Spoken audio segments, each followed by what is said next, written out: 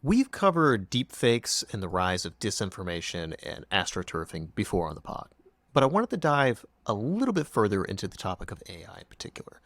With the rise of consumer-facing language learning models like ChatGPT and Google's Bard and Claude, this is just the very, very beginnings of what's going to happen over the next 5-10 years.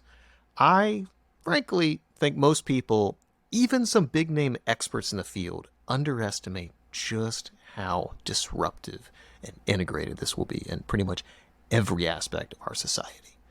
We are going through that period right now where it's still novel. Like, every fucking web app is powered by AI and, slapped on it somehow. But soon it's just going to be baked into everything to the point where it's seamless and you won't even recognize it. And this is great when it's, helping you write an email or an article or, helping you plan and book a trip faster online, whatever. But what happens when it's influencing much more serious aspects of your life? Like, what if it's deciding, it starts off as just deciding all the podcasts that you should listen to for the week, what movie you should go see coming up, or what trips you should take on your next vacation. But then it starts suggesting things like who you should date and who you should marry. What if it perfectly curates everything for you, for who you are right now, and creates an echo chamber? So it's boxing us in and giving us more of the same and what's comfortable instead of pushing us to grow and evolve. And look, make no fucking mistake, I'm not a Luddite. I'm far from it. I'm extremely bullish on this technology. I've been using ChatGPT almost every day since its release, and I've been testing damn near every new AI-based tool for podcasting as soon as they come out. I've actually been beta testing several of them and in conversations with the founders. And we used 4 apps, AI apps, just in the recording, editing, and post-production of this very episode that you're listening to right now. But I do have some concerns about the AI overlords here. Namely, if we aren't mindful about the downstream effects of some of these tools and setting some really intentional guardrails, it could greatly impact and amplify many of the toxic aspects of our culture and the mental health epidemic we find ourselves in. The fact is, these learning models will be so good at their job at delivering what we want, but they might not deliver us what we need. And in that, while it might make everything easier, seamless, and just feel more comfortable and better, what if we lose something really crucial to self-development in the process? So we're going to dive into that and much more with our guest for round 2 of the pod, Seth Erickson. Seth is an entrepreneur, author, and storyteller. He's currently a partner at Storify Agency, where his team are who startups turn to when they need to nail their narrative and craft a story in a way that resonates. Prior to Storify, he was the CEO of Kodis Agency, an award-winning full-service marketing agency for over 17 years, where he worked with brands such as Redbox and MTV.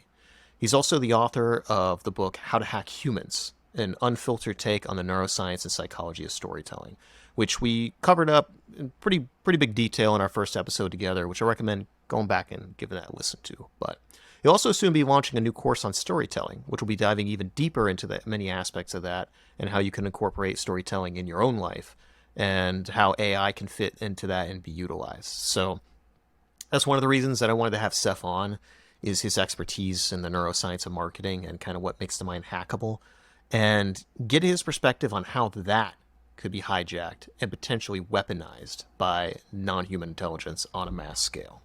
Scary.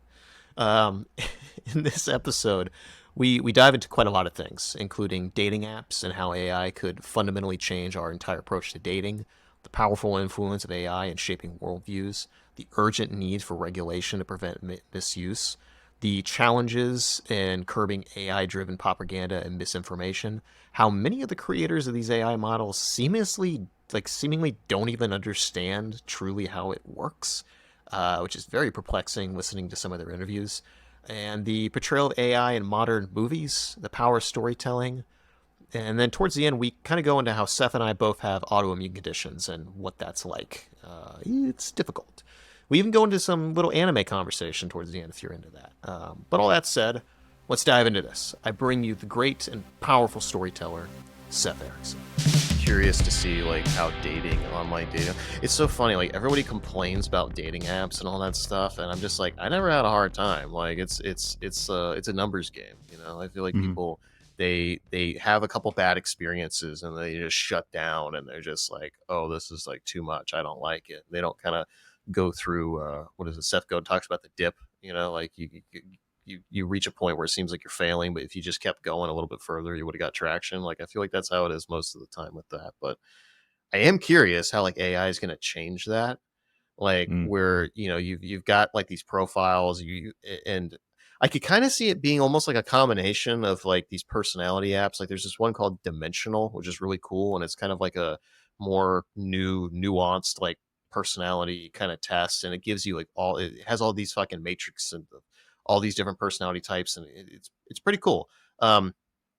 But I could kind of see like did you ever use like OK Cupid? Are you familiar with that from back in the day? Um, I've heard of it, but I never used it. It was pretty cool. So like it was very novel. It was free, and they basically like would have you take all these tests, like these quizzes and stuff, and then it would create these certain like metrics of and then it would basically compile the two and see compatibility. So you had a compatibility score, Mhm. and then you could actually see publicly if they allow every answer. You could say, hey, this is private, like use this for the algorithm, but don't show publicly on my profile what your answers are. But you can actually go there and see how they answered to all these various questions and like what they would say and all this other stuff. So it gave you a really good idea of like who this person is without even like talking to them. You have a profile on there. It was vaguely kind of like MySpace back in the day, or like a Facebook profile and all that stuff. But the algorithm thing was really interesting because then you could do it by match. And I feel like Tinder and Hinge and all those other things, like they don't, maybe some of them do now. It's been a while since I've been on them, but Tinder was very simple. Like here's your profile, here's some images, like, do Yeah, it's pattern recognition on most of them. It's like, oh, mhm, you are, this uh this religion, this mhm, um political affiliation, and then you can set some of the, the parameters like I'm looking for somebody who's, in between this height and this age. And so there's not much like that the system really has to do algorithm I can't say the word apparently. it happens. Using the algorithm, there's not Yeah. much that it seems like it does. They go through and they're like they suggest matches to you, so maybe there's something a little bit more there. But eHarmony was one of the first ones to do, or at least like what you were talking about, where it was personality stuff. And Hmm. I actually used that one back in the day, like back in 2007, 8. Hmm. Um, and yeah, I didn't really end up um, meeting anybody through that. Plus, like every girl that I went on a date with was like, at that time anyway, was like, I want to get married. I want to live in a house like this. I want to have 5 kids. I want to, I'm like, Yeah. whoa, like this is the first date. Like, Yeah. Yeah. Yeah. now, I haven't heard that from any of the girls. Partially because I think a lot of them are older now. They've already had kids. Yeah. Been through that. Yeah.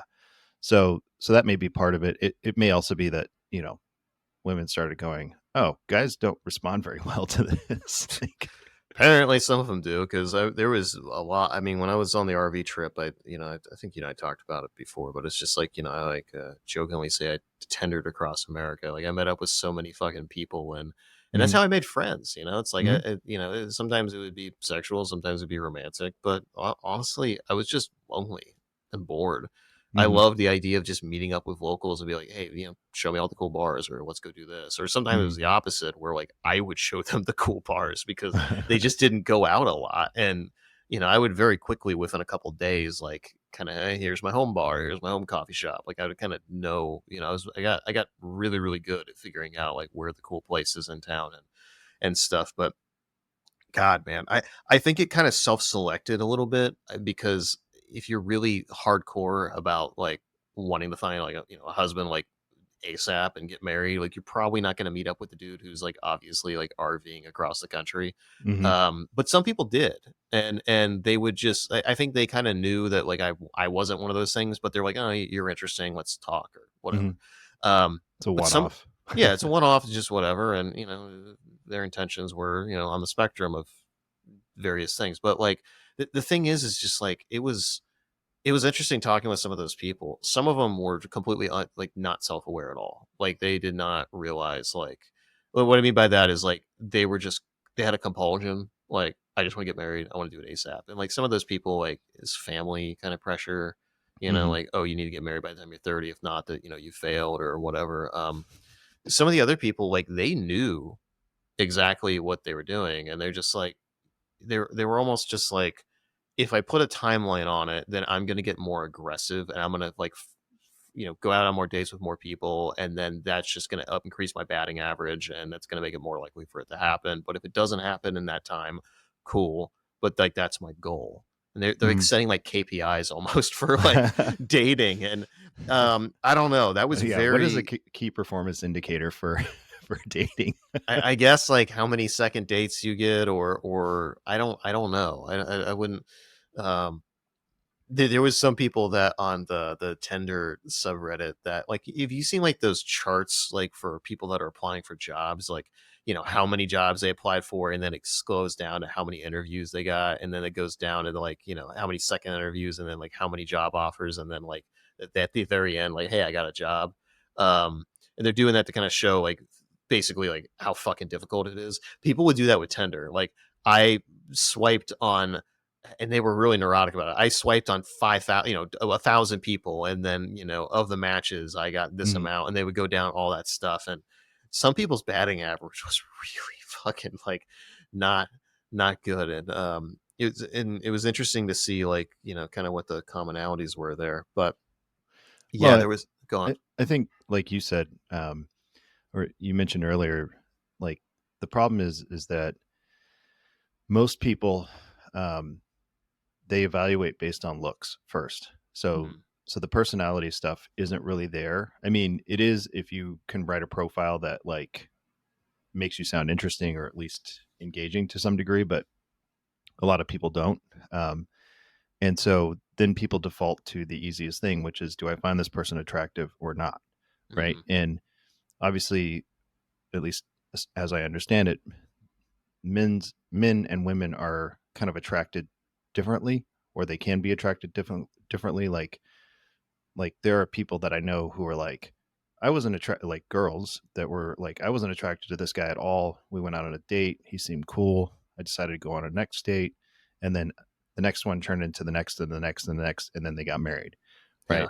And whereas guys are like, if I don't find her attractive, I'm not going on the first date, you know? yeah, yeah, Um, but I think women have also kind of fallen into that. And then if you're just picking based on those characteristics, uh, you don't really get a true picture of who the person is, what their personality is, what their interests are, how they handle certain situations, what their relationships are with friends and family. Like, there's a lot that goes into it. Like, so, or they might just like read through the stats and they're like, you're not tall enough. I don't like your mhm, job, mhm, um, whatever. So it seems like there's a lot of reasons why that people are picking not to go on dates that are actually less important than getting to know who the person is. And so I mhm, think we're kind of uh, missing an aspect of that. And like you said, with like the algorithm, with like, what was it, OK Cupid, or the other, maybe it was another dating app. And the other one I mentioned, which is still around, but not as popular, eHarmony. Um, yeah, that at least gives you a better picture. It's because somebody could be super cool. Maybe they're not Chad, but they're, you know, a 7 or a 6, but they are a really cool person. They're really interesting. And then I think that can bump somebody up in their attractiveness, but you'll never get to that stage if you are just going swipe, swipe, swipe, swipe, swipe. yeah, yeah. um, and, I'm sure you've seen the stats on, I don't know if it was Tinder that put them out or if it was Match but they put out all these stats, and yeah, like most Like guys will swipe, swipe, swipe, swipe, swipe, and girls barely swipe, Mm-hmm. and part of that could be, again, how men and women are different. Like, men are hunters, women kind of want to be, chased a little bit, and, that kind of stuff, could be Evo psych, I guess. But that just, that's what the data is bearing out. And they've, I can't remember. I think it was Tinder that released their numbers, and they showed, like, yeah, like most guys are just swiping, swiping, swiping, and getting, they're not even getting likes back, let alone starting conversations. So Mm-hmm. there's something there that is broken or could be improved upon when your stats are that skewed. So Yeah, and it's odd because like it's kind of one of those things that you're talking about with the the Vegas, the whole like one person does it and then it just kind of increases. Like people, I've seen the whole thing. Like people just think that, oh, I just got to swipe because like every shot you don't take, you don't do it, and like then they filter based on like what the matches are, and like the women that I know that have been on those apps, like the amount of people that matches that they have are fucking insane. Like hundreds or thousands of people, like even in like mid-sized cities, not even like New York or whatever, mhm. like they will have hundreds or thousands of people that have been like, yeah, I like you. Cause like they pay for, that's one of the things, like I paid for Tender Gold so you could actually see who liked you. And I did that rather than sitting there and swipe, swipe, swipe, swipe, swipe. Like I would just see who liked me and then I would swipe on that person or, be like, okay, yeah, this is a match. Women do that too. And it's just, and so like the thing is like, just seeing how many of those matches that you have. So I feel like the men are just like, okay, well, I'm gonna shoot my shot with all these different people. Whereas if they took more of a curated approach, that would probably do better for them, and that would probably mean that these women would have less matches that were mutual, and then you would have more curation. So that's why Mhm. I'm not really a fan of the whole swiping thing. I liked the more curation of like OkCupid. Um, a lot. But the problem with me when I was doing it was I was traveling and just not as many people were using those apps and it wasn't as fast. That was the one thing that was cool about the tender is very fast and very easy for people to just meet up quickly. So that worked for me in my situation. Um, so it's just like now, like I'm not actively dating. I mean, I've got a partner, but we're poly. We have an open relationship, but I just don't have the bandwidth for it. But whenever I do, like, I would probably be a lot more mindful about it and take the curation approach Yeah. myself. But it kind of goes into like the story, like one of the things that like as you were talking, like kind of also based on your own expertise is like these people have a story of like how their arc is supposed to go.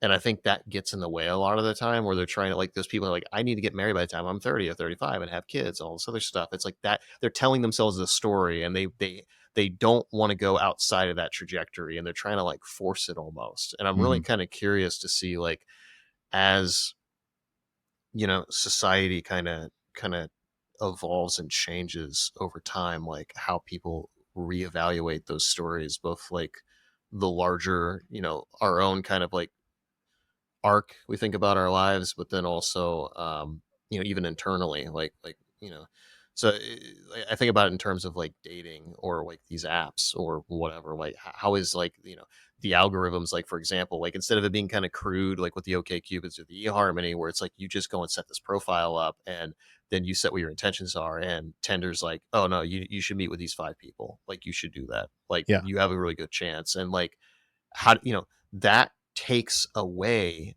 like so much. Like I learned so much from those 2 years of putting it out there because like I am a marketing expert. I know how to do outreach. I know how to craft messages. I know how to do all that stuff. I am an attractive guy and like I have all these things in my favor. I still like when I was traveling and doing all that, had a terrible batting average, but I Mhm. had a lot of success because I just kept going. And that really um, made me it's someone with like, social anxiety, which I don't really have anymore that much, but I used to a Mhm. lot. And one of the things that helped me get out of that was just immersing myself in accepting like basically like you shoot your shot, you miss 100% of the shots you don't take.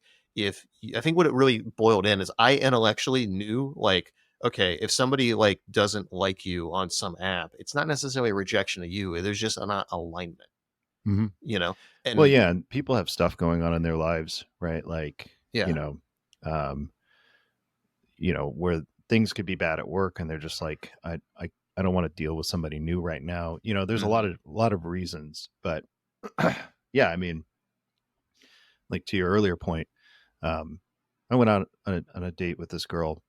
She was cute, and we were talking about the dating apps and stuff, and I said, I bet you get hit up a lot, and she said, probably on average, I get hit up between like 60 to 70 people a week.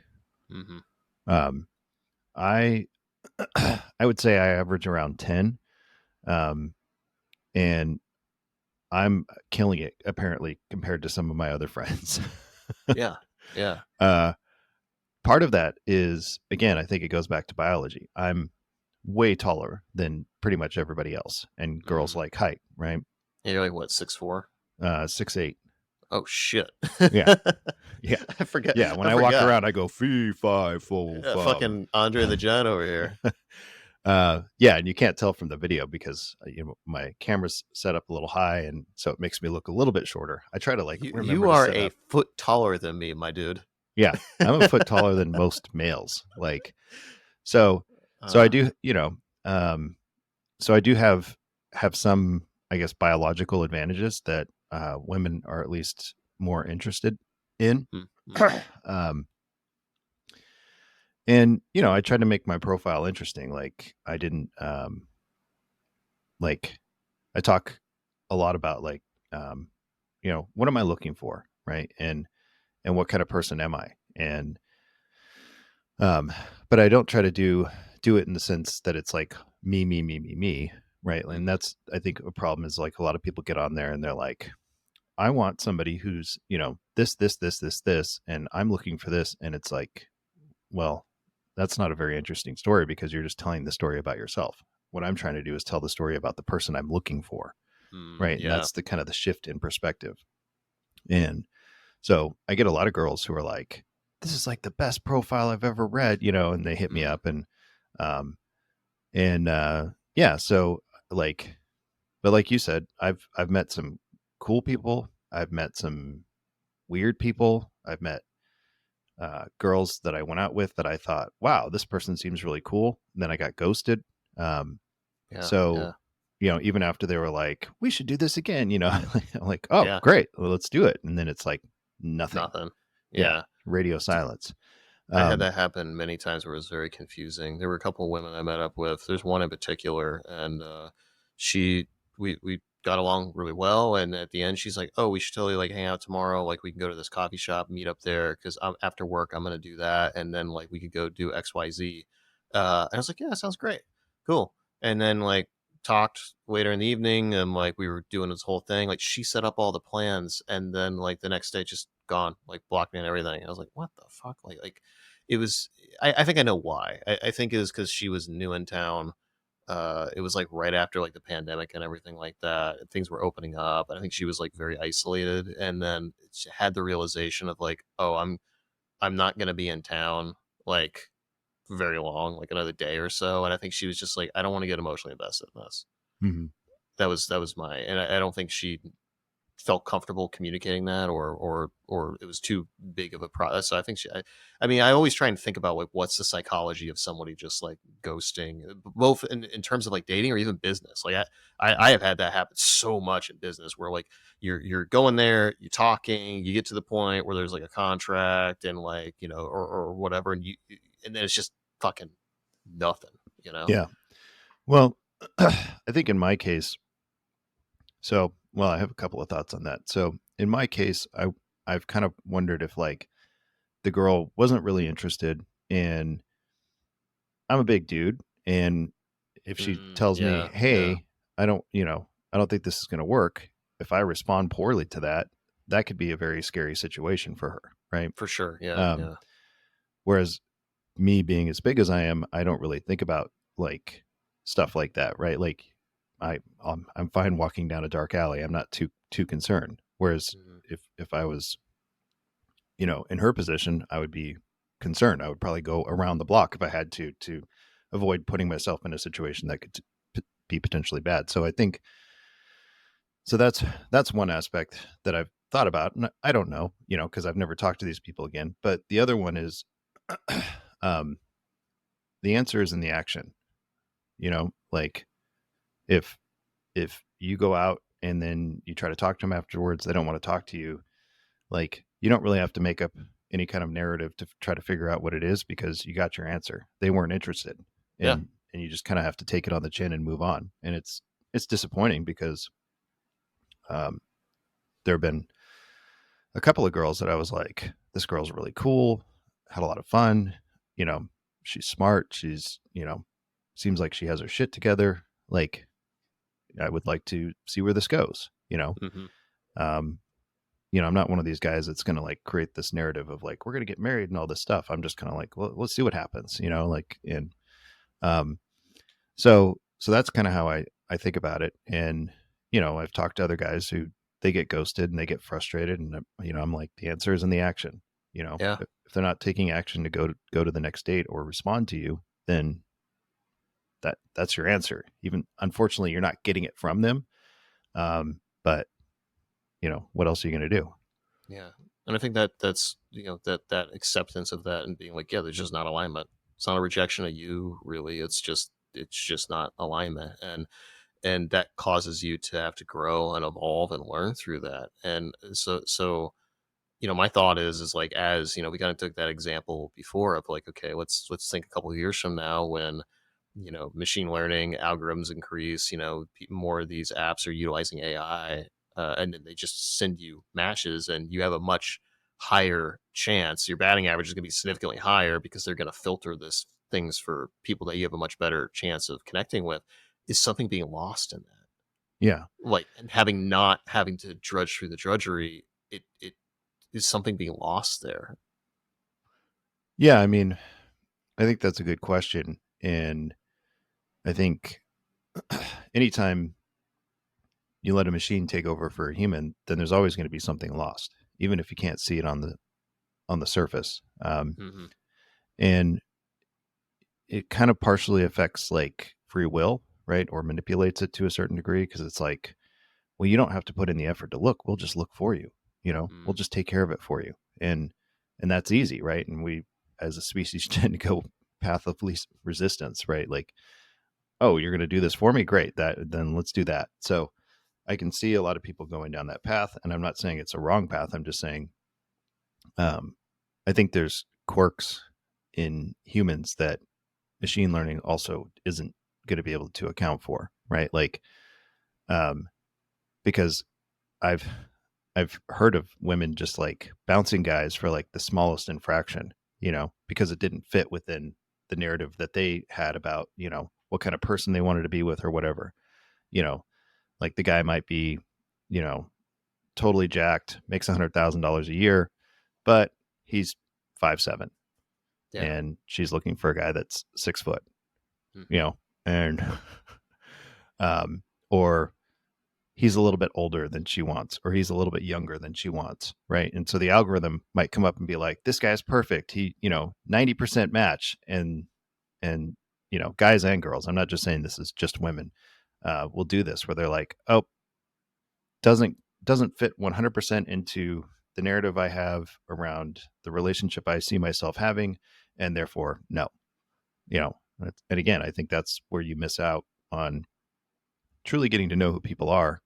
And um, because that's, for most people, you fall in love with who the person is, not necessarily all the things that they can do for you, or their looks or whatever. Like, to me, looks get you in the door, but like who you are as a person is what sustains the relationship. And yeah, there are people who are like, I just want resources, so I don't care what the person looks like, or um, that kind of stuff. But I think that's a smaller percentage of the population. I think, people, as humans, we're social animals, so we're looking to connect, right? and Hmm. and so that connection isn't just about the physical and how much money somebody has or what job title. Those things are all great, but like, you're going to spend a lot of time with this person, especially if you date them for an extended period of time or you get married. Like, you don't want to be annoyed by that person, Hmm. constantly, or in strife with them. Not that you're not going, going to be able to walk through life without arguments, but like, you know what I mean? Like there's other dimensions to people's personalities that don't necessarily come across in dating apps. I guess that's the best way to say it. Yeah, when you as you saying that, like the thing comes to mind to me is like how much like if we think about in this future tense where like the algorithm is just finding people for you, and it's like, oh, this is a person, these two or three people, probably the people that you should talk with, and you find that that person is a really good match for the inputs that that algorithm has and what you think that you want out of a relationship. But if you hadn't gone through the drudgery of meeting up with so many people and figuring out what you actually want and what you don't want, the algorithm for now is basically giving delivering to you what you think you want, not what perhaps versus what you actually need or what is actually most compatible for you. And that's one of the things that concerns me about people that are just like, oh yeah, I met this person in high school and we're high school sweethearts and like we got married. And it's just like, okay, maybe this person actually is the best match for you, but you don't have any data.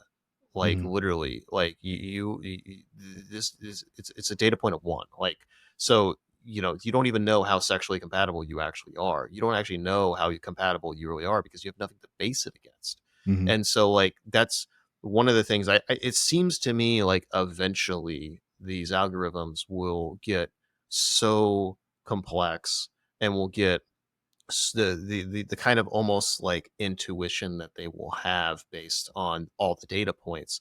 Perhaps it could help you guide you eventually, and I'm talking about like several phases down the road. It could guide you on your own trajectory to like a better understanding, but that's in the meantime we're going to have the illusion that's the case. Like Hmm. this thing is like this benevolent like mentor that's going to be like, oh, this is actually what you should do, but again, it's basing it off the data points that you're giving it. And, for me, what I was optimizing for earlier in my life, I thought was the best thing for me. I look back and I'm like, that was totally fucking misguided because what I was optimizing for was the totally wrong thing. So that algorithm would have given me what I thought I wanted and needed, but it wasn't actually what I needed, Yeah. you know? Well, and the other side of that too is, um, was that show House? What Yeah. is it? Everybody Lies. Everybody So, lies. so the data that's being input into the system could be faulty from the other person's end, right? Like they're like, yeah, I work at a law firm. I make $100,000 a year. Well, that's the data they put in. In reality, they may be, working at Chipotle making $30,000 a year. Hmm. Like, and the system, you know, I'm sure in the future it'll be able to kind of like pull other data and be like, this isn't what they're saying is not accurate, right? Like, um, so, but for the time being, it's just taking whatever input is coming from the other side. So it looks at that, and the person's like, I'm this way, this way, this way, and in reality, they're not. Maybe that's the Hmm. person they want to be, or that's how they see themselves, even though it's not accurate, because we do as humans have a distorted view of ourselves anyway. So that's a whole other thing. So that data is being input, and the system's looking at that data, going, "Oh, this is a good match for so and so," right? But it's not a good match, like you said, but for a different reason, because the data being input into the system was corrupted or inaccurate in the first place. So, um, so that's another thing. Like how does that affect the outputs that you're getting? Um, to your earlier point, if if the system could narrow it down and said, within, I don't know, let's say 80% accuracy, these three people are a good match for you, then it might make you more open at the same time to date those three people and see what they're all about, Hmm. because you're like, oh, this seems like a good match. Let's see what's up.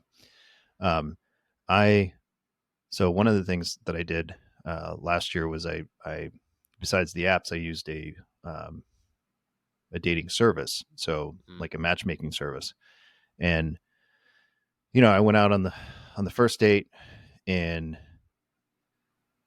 it was a weird first date. Although the girl was attractive, I just didn't really feel a connection with her. And I thought, we'll go on a second date, see where it happens. And she ended up, saying, no, let's not. And I was like, that's fine. Like, I Yeah. didn't really see it working, but I was like, you never know. Like, first date, people Yeah. could be awkward, they could be a little nervous, off, whatever. Give Hmm. a little grace there. um, for then for the second and third date, the second date was the most boring date that I've been on. Um, it was like I constantly was asking questions, and then I was getting like one word answers or one Oh sentence God, answers. that's hell for me. Yeah, I'm like halfway through. I'm like, I'm dying here. Um, I'm the bombing. yeah, uh, the third date, the girl was cool. I just didn't find her attractive at all. Like Mm, it, like it wasn't going to happen. But yeah. she was a really cool person. Um, and then the fourth date, that was one of those experiences where, you know, they were like, we think we have a good match for you, and it's the same thing. Like it's a matchmaker trying to do what the algorithm's doing, which is like they actually interview the person. They try to understand them better and figure out like, is this person going to be a good fit with my match? Um, so the fourth one, uh, cute girl, again was like, hey, we should totally, I'm going out of town next week, but we should totally do this again. Great. And then ghosted. I was like, okay, um, but like I said, it is what it is. Like if they're not interested, there's other people who are definitely interested, you know, Hmm. the question is, are you interested in them? Yeah, and I feel like the thing with those matchmaker services that would kind of hold me back from doing them is just like how much sample size do they have? So it's just like if that's an individual person or group or team or whatever, and like, let's say like in your town or in your region even, like they only have like 50 people to pull from that are a part of that pool. It's just like, okay, well the probability of one of those 50 people actually being a really good match for you probably not that high versus something like OkCupid, Tinder, or whatever. It doesn't matter. Insert the blank. Like if a lot of people are using those apps, unless like you are like having a niche thing that self selects, like FetLife if you're into fetish stuff, or like there's that farmers only or whatever for people that are like Yeah. rural, like those are cool because they're niche and they're self selecting. But even still, they're so niche that like there might not be a big sample size in your area. However, the people that you would connect with you might connect with really strongly. But if it's just a matchmaking service in general, if there's no like kind of you know like a unique like brand positioning, like if you're not like super unique, then it just seems to me like it's a small sample size. So I'm always just like, okay, I seem like a good match, but I seem like a good match based on the sample size that you have. So Mhm. maybe like objectively maybe it's like an 80%, but it's just like that's not that 20% golf is pretty big. Yeah. So Well, especially like if you're like on, Jewish singles. I mean, yeah. that's a pretty small population, and they tend to congregate. I mean, there's obviously Jewish people all over the country, but they tend to congregate in the major cities. So Mm, if you're Jewish and you live, in a smaller city, what is your dating pool? Like yeah. that's got to be a challenge. So um And I so understand that.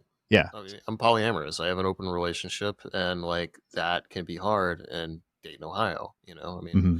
Dayton is I would say, a small, mid-sized city, and we have Cincinnati and Columbus within like an hour, but I don't want to have to date somebody that's like an hour away. Yeah.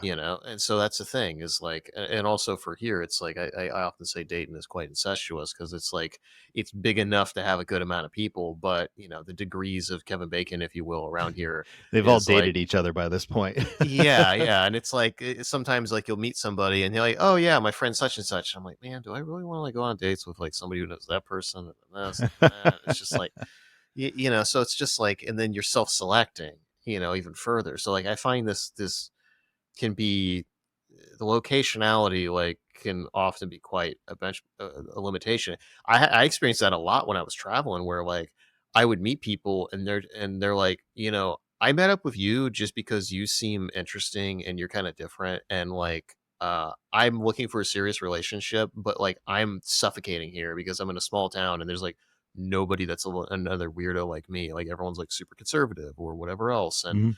and like that's got to be hard, like you don't feel like you have community and you don't feel like you have a lot of options, and then a lot of those people just have to leave even if they like their town, just because there's no representation, there's no community, there's no one else. And Mhm.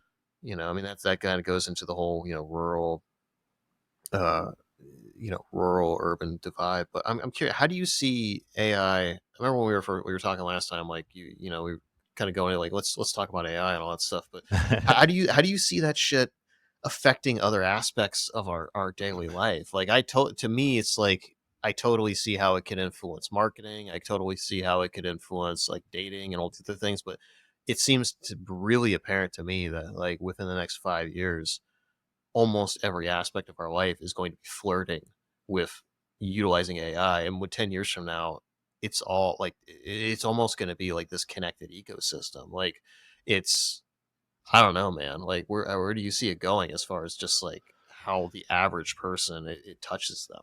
Um, well, I agree. I think it's going to be involved in everything. And I think your average person may not even realize that it's it's probably sitting there behind the scenes doing stuff, and Mm, it just makes everything so convenient and seamless in some aspects that people are just like, they just assume it's just, the operating system just works a lot better than it used to mm, because yeah. it's all invisible. And then there's going to be aspects that are going to be much more obvious.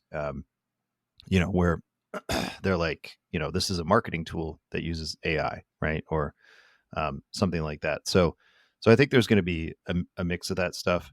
Um, I kind of equate it to the Industrial Revolution, where we had a lot of jobs that were being done by hand, and then machines came in and started doing those jobs. And then there was disruption in certain industries because people were being displaced.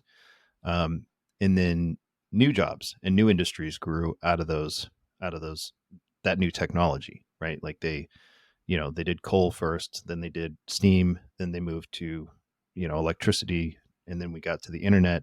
And so those are kind of the four industrial revolutions. And now I think AI is bringing, the fifth one. And so the bigger, so one of the problems I see is that when we create new technology, sometimes we create new problems, right? Like Mm, before we industrialized, the idea of pollution didn't exist really, right? And then we industrialized, and then all of a sudden it's like the sky's getting polluted, the water's getting polluted. And I'm not bringing that up because like I'm a big eco person. I'm just saying, this is historically what happened. So there's downsides and upsides to new technology coming in place. I also think that in the past, when people got displaced out of their jobs, it was like, um, you moved from, digging coal to, welding boilers for steam, right? You could be retrained into a new job because it was still kind of a level of physical labor, where you could learn how to work with your hands. And if you'd already learned to do one thing, you could probably move to the next thing. The problem I see with AI is that it's going to displace a lot of people, and then those people are not going to have the same opportunities to like switch jobs, which are probably going to a lot of them be in AI, right? Because they're like, I'm a copywriter, Chat GPT is basically taken over what I do. People aren't hiring me because they're, using Chat GPT. And most, you know, I'm not trying to pick on writers or anything here, but most writers are not like programmers, right? So they're not going to be like, oh, I'll just switch to this other thing because it's kind of similar. I can keep using my hands.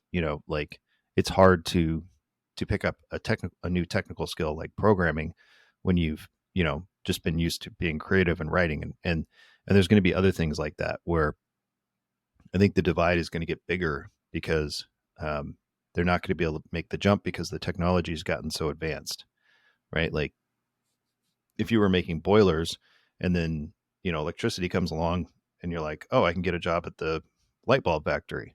Well, I'm used to working with my hands, I've been using some machinery for some time now, I can make that transition. But if you know so that that's sort of a concern. And it seems like usually when we go through this upheaval, it displaces jobs, it affects the economy.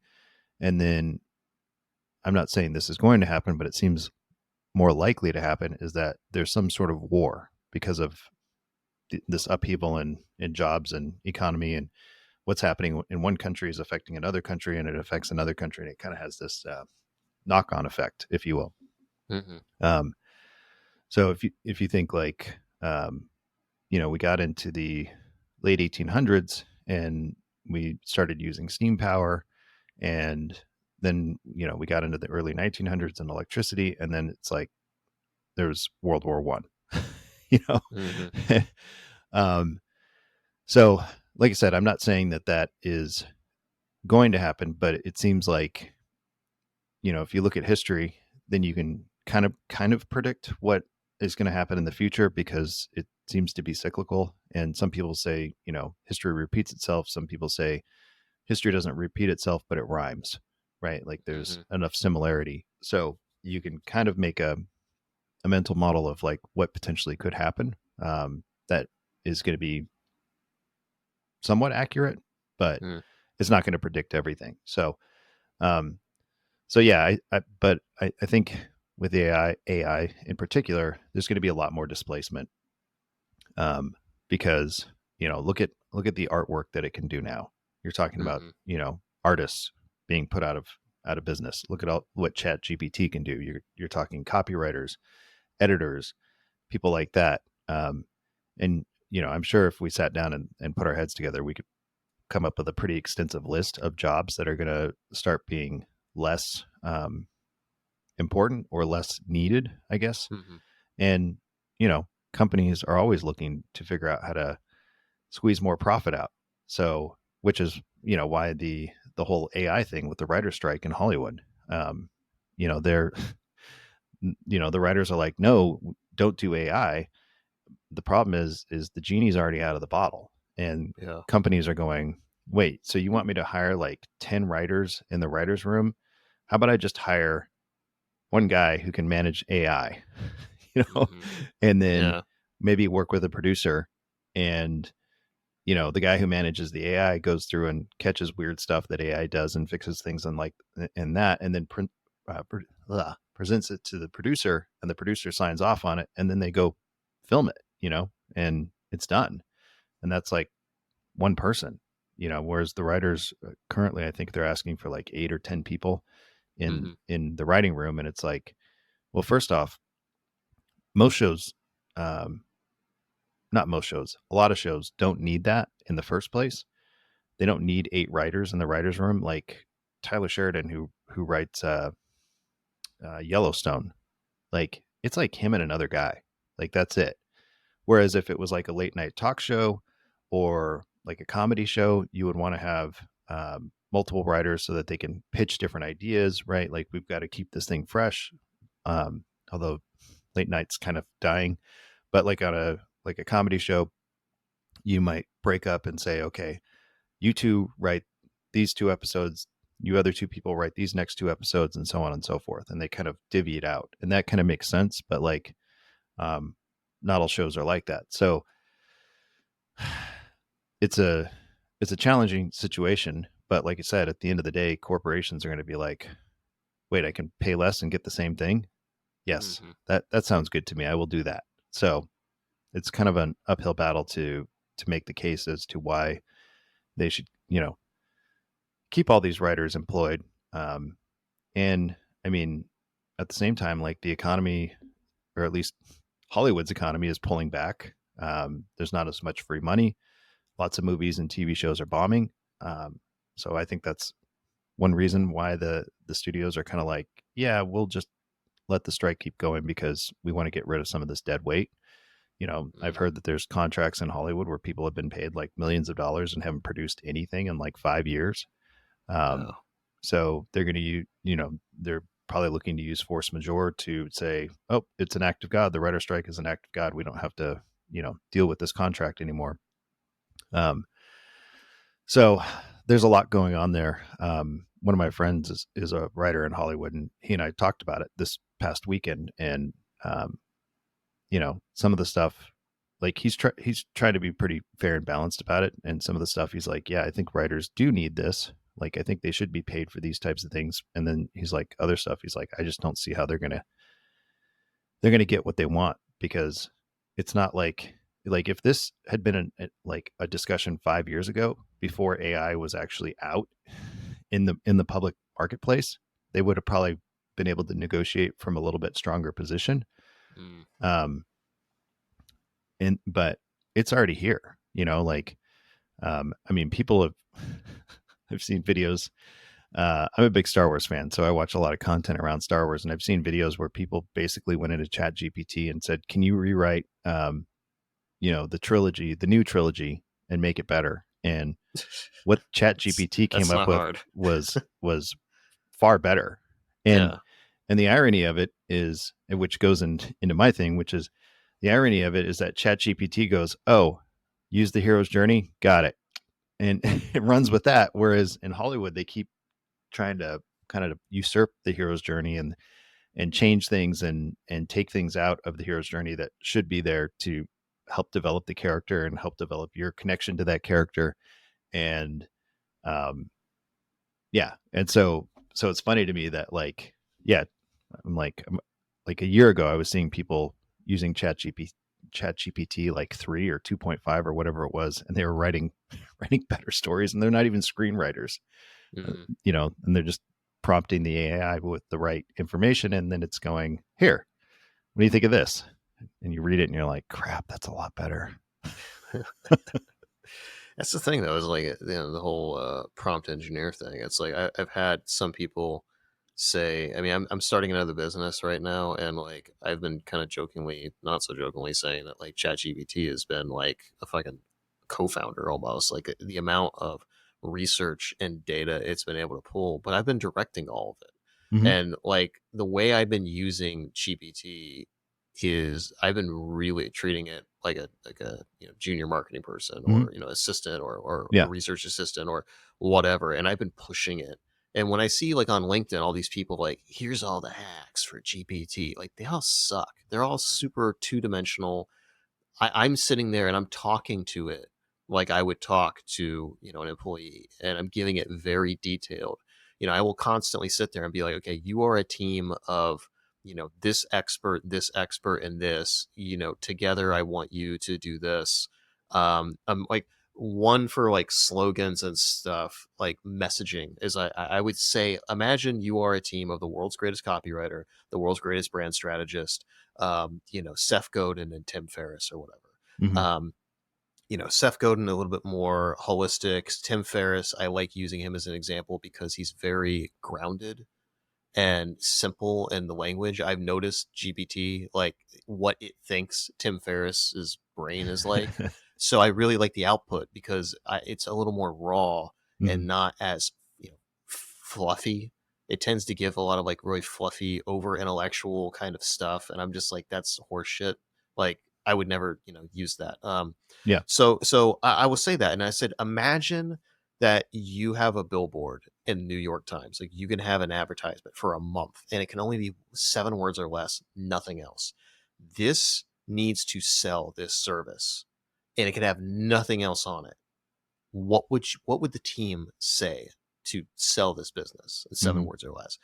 That gives me a completely different answer than if I just said, hey, give me a slogan in 7 words or less. Yeah. Completely fucking different. Yeah. And I think that's like the dimensionality that a lot of people are not considering. They're not considering context and layers, because what I think happens is that, I'm not an engineer, I'm not a developer, but I have to imagine that it is taking far more layers of consideration and far when it's giving that output Mm-hmm. versus just, okay, what makes the most sense for 7 words or less for this thing that we're trying to do. And so to kind of tie it back to what you're talking about is like, when I see people being like, oh, this is replacing my job, it's like, it's not replacing your job right now. It is a tool, and it might make certain people, like, certain research assistants or certain this or that, perhaps like redundant. You don't need three people to do it. You need one person that knows how to yield this thing. So I do think that it's going to affect head count. And, I mean, people are already laying people off. There's a lot of good people right now that are being laid off that I understand why. And there's a lot of other good people that are being laid off. And I'm like, that makes absolutely no sense. I think you're making a strategic error by getting rid of that kind of person because they seem to think that role is no longer essential. And I would argue that it does, but I'm not privy to the internal politics or whatever, but Mhm. I've been seeing enough trends of certain types of job roles being laid off. And I'm like, I think these companies are making a very short-sighted, I think it's very short-sighted what they're doing. Uh, because it's going to bite them in the ass. Yeah, So it's not there yet, like that's the other thing is like you said, you can give it a bunch of prompts and then it'll write something and you're like, what is this? Like, mhm, so then you gotta keep prompting it or you just cut and paste what it put and then rewrite it. So there is still guidance needed. I look at it as giving you a foundation to work from, yeah, and like I agree, like I think it's an assistant, I think it's a tool. Um, but that's where like so in my course I did a whole thing on like can you use AI for storytelling, and i I said maybe like it really depends on what you're trying to do, um and so I really highlight the idea of like understand how to use prompts because that will help your throughput like explode. Like, if you're not using AI you might as well be, on a horse and buggy while mhm, everybody else is zooming past you in their Tesla, like, and mhm, um, so I try to encourage people like learn how to do this stuff, and then I take them through. I show them Chat GPT, show them how I just put in some prompts and it kicked out a story. Show them how you can change the story from you know from a fantasy setting to a horror setting to science fiction, talk about how you can tell it to try to be humorous, although humor is obviously subjective. Like what ChatGPT writes may not be funny to you at all. Like, so there's a lot that um, like we need to do as humans to kind of like, you know, finish things out and mold things.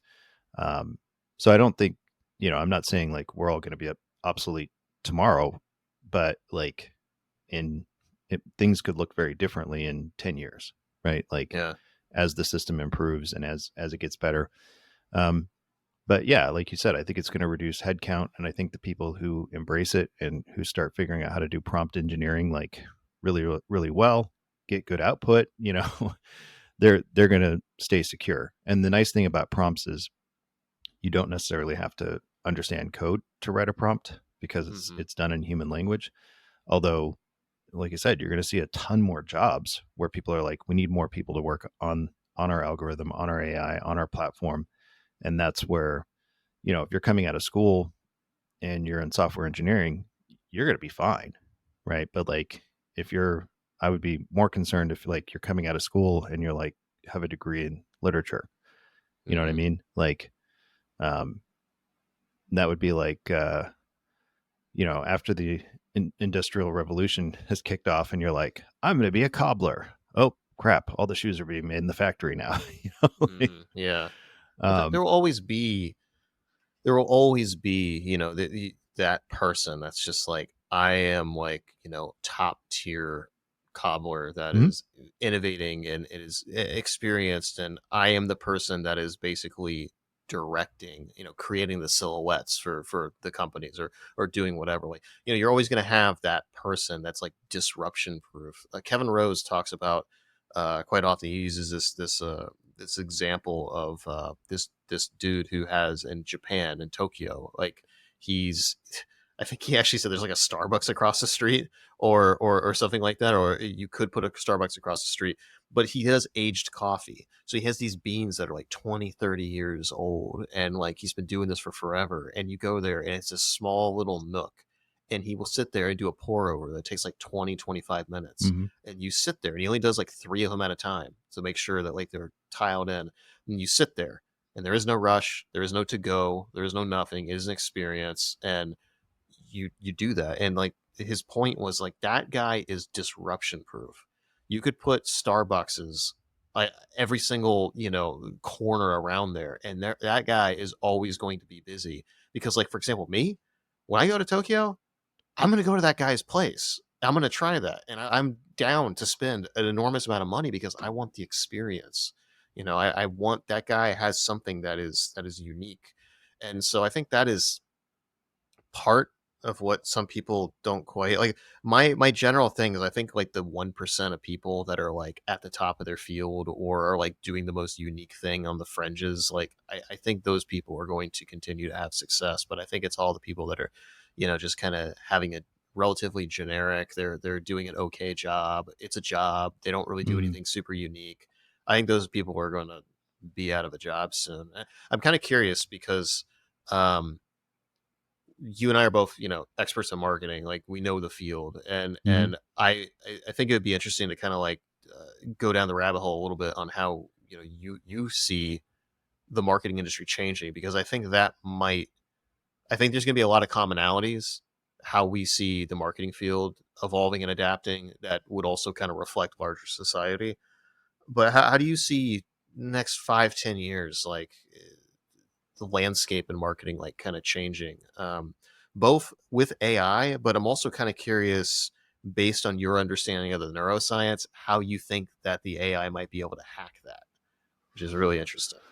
Well, um, I mean, I think consolidation is inevitable. Um, like you said, we were talking about like the cobbler example, right? Like Hmm. Nike came in, Reebok, like big shoe companies were using machines to make shoes, and then there's always like that bespoke industry that like the prices go way up because they're doing things by hand. It's more natural, whatever.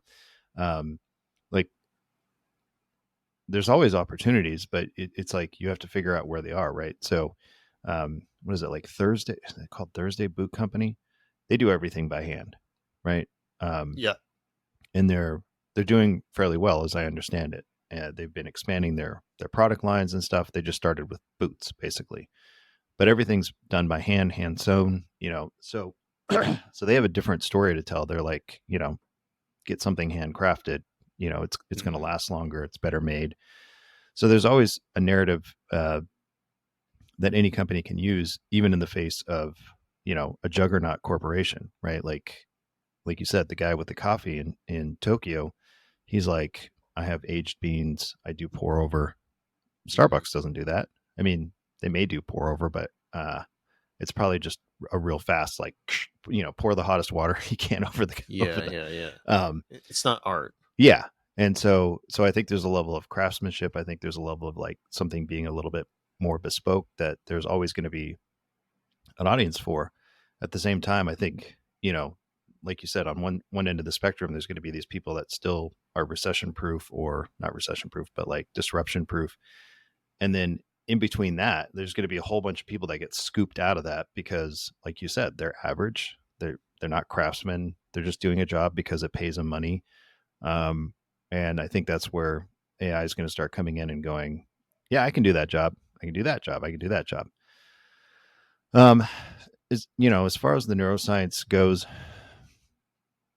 it's it's hard to say because most of my uh, study around neuroscience has been strictly storytelling.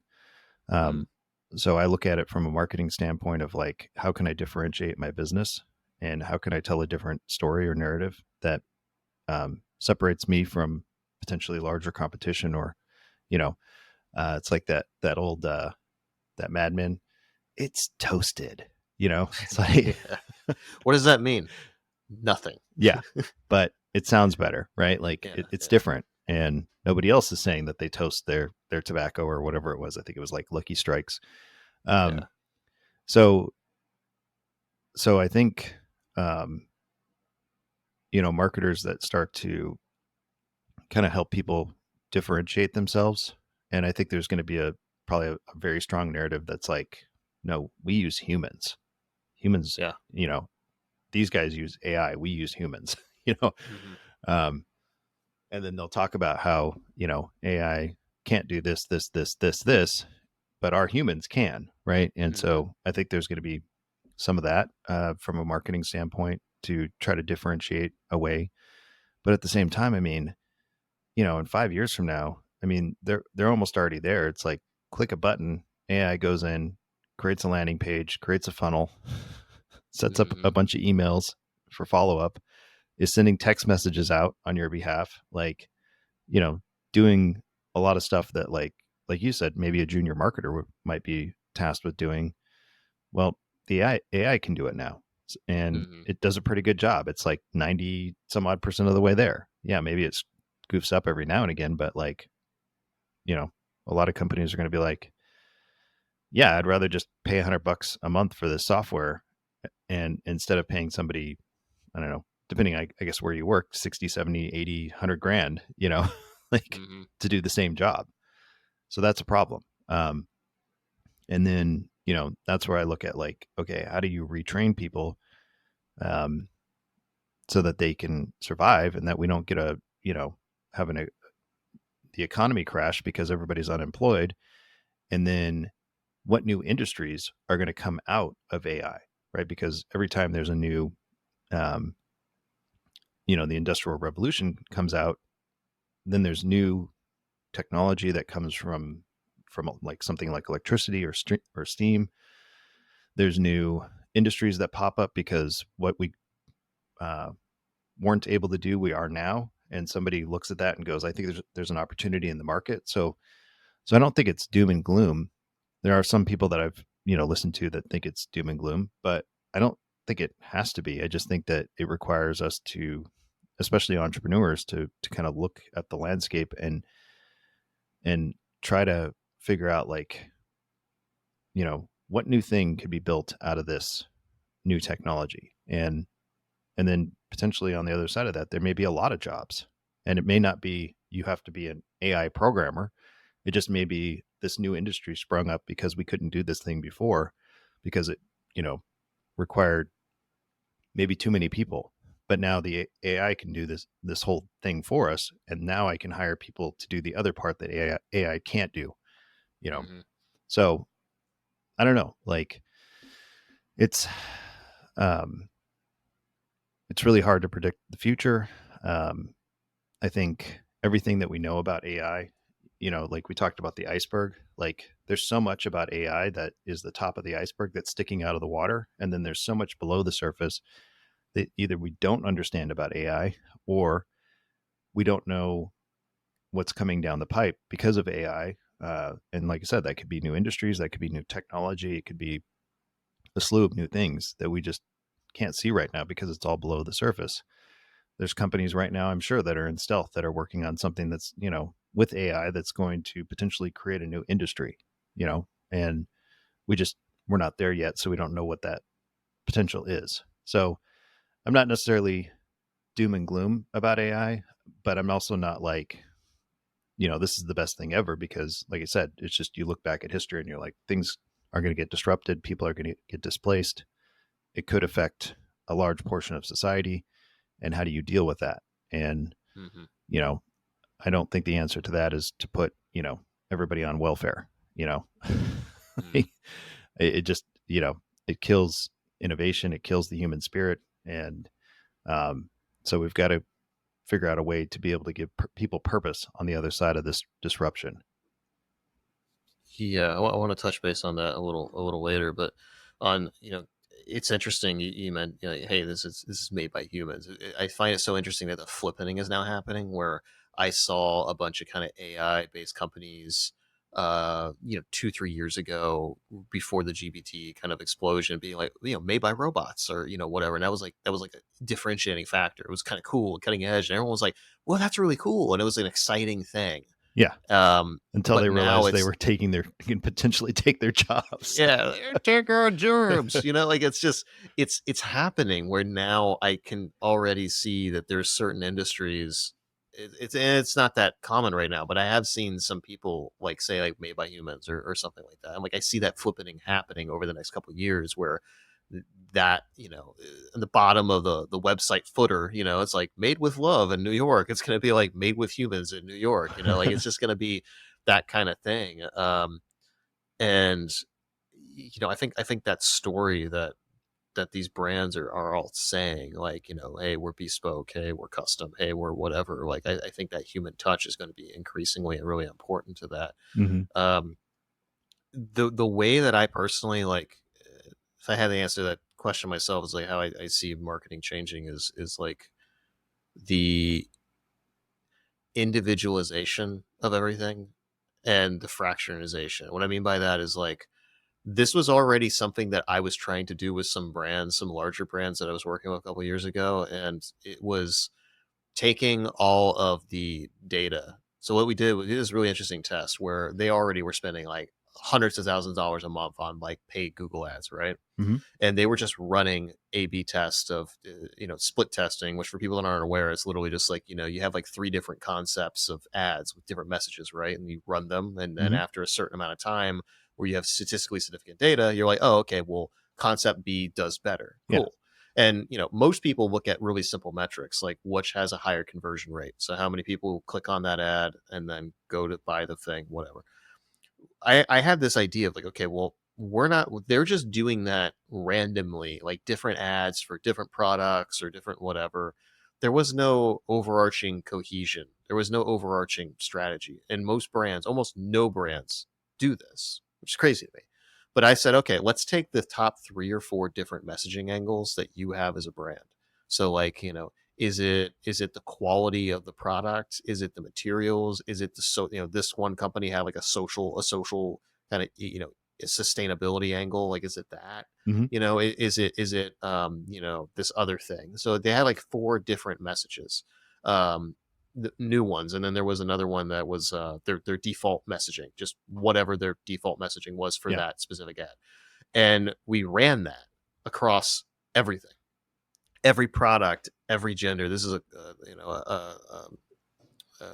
clothing company, so it's just like we ran all this stuff, and it was it was really interesting to see that there was all this overarching commonality of, as a brand overall, there was clearly like two messages that did really well, like significantly more than the other like Hmm. 3. And there was one in particular that did even better than the other one.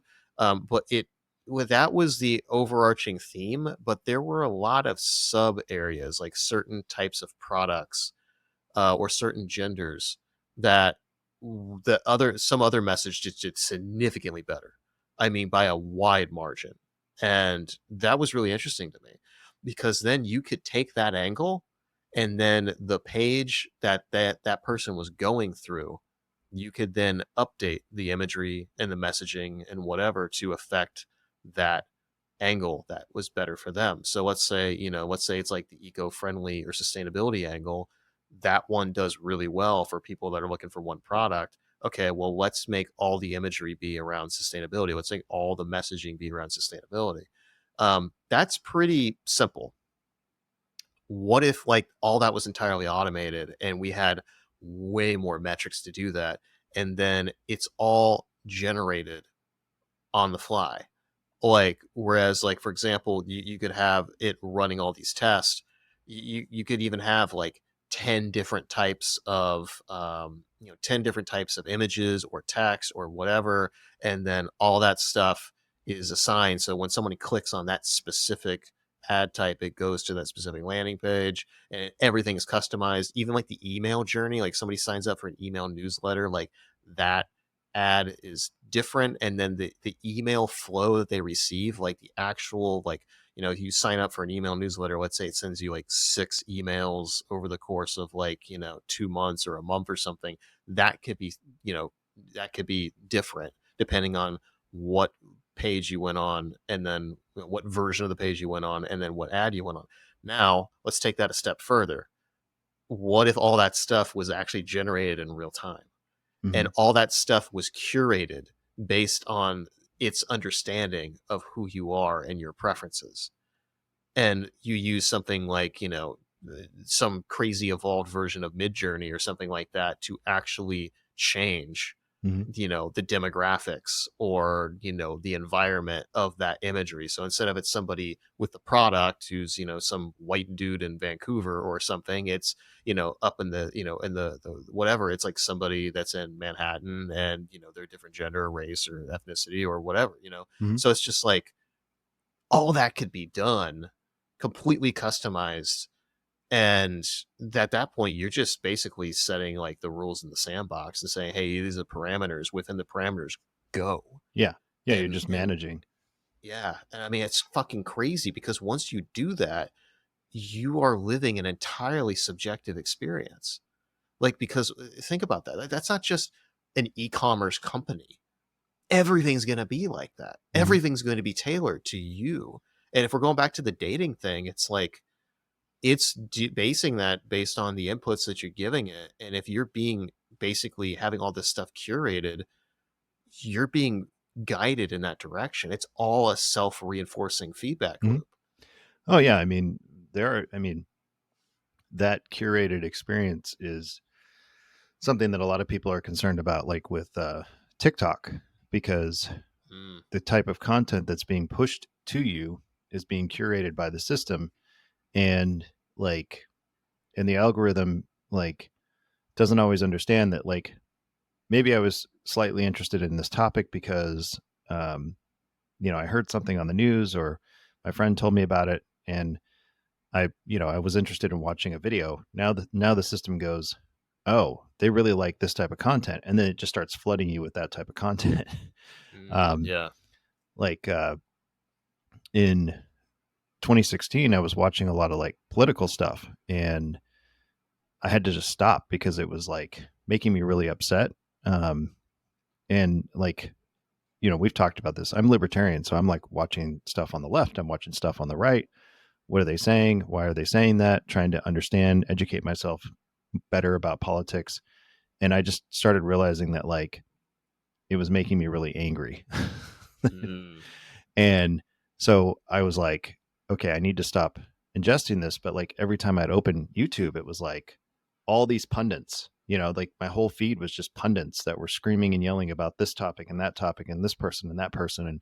And like, I was like, holy crap, I've done this to myself. Like the algorithm is like, you watched a lot of political commentary from, all these different people. Now we're just going to keep giving you political commentary.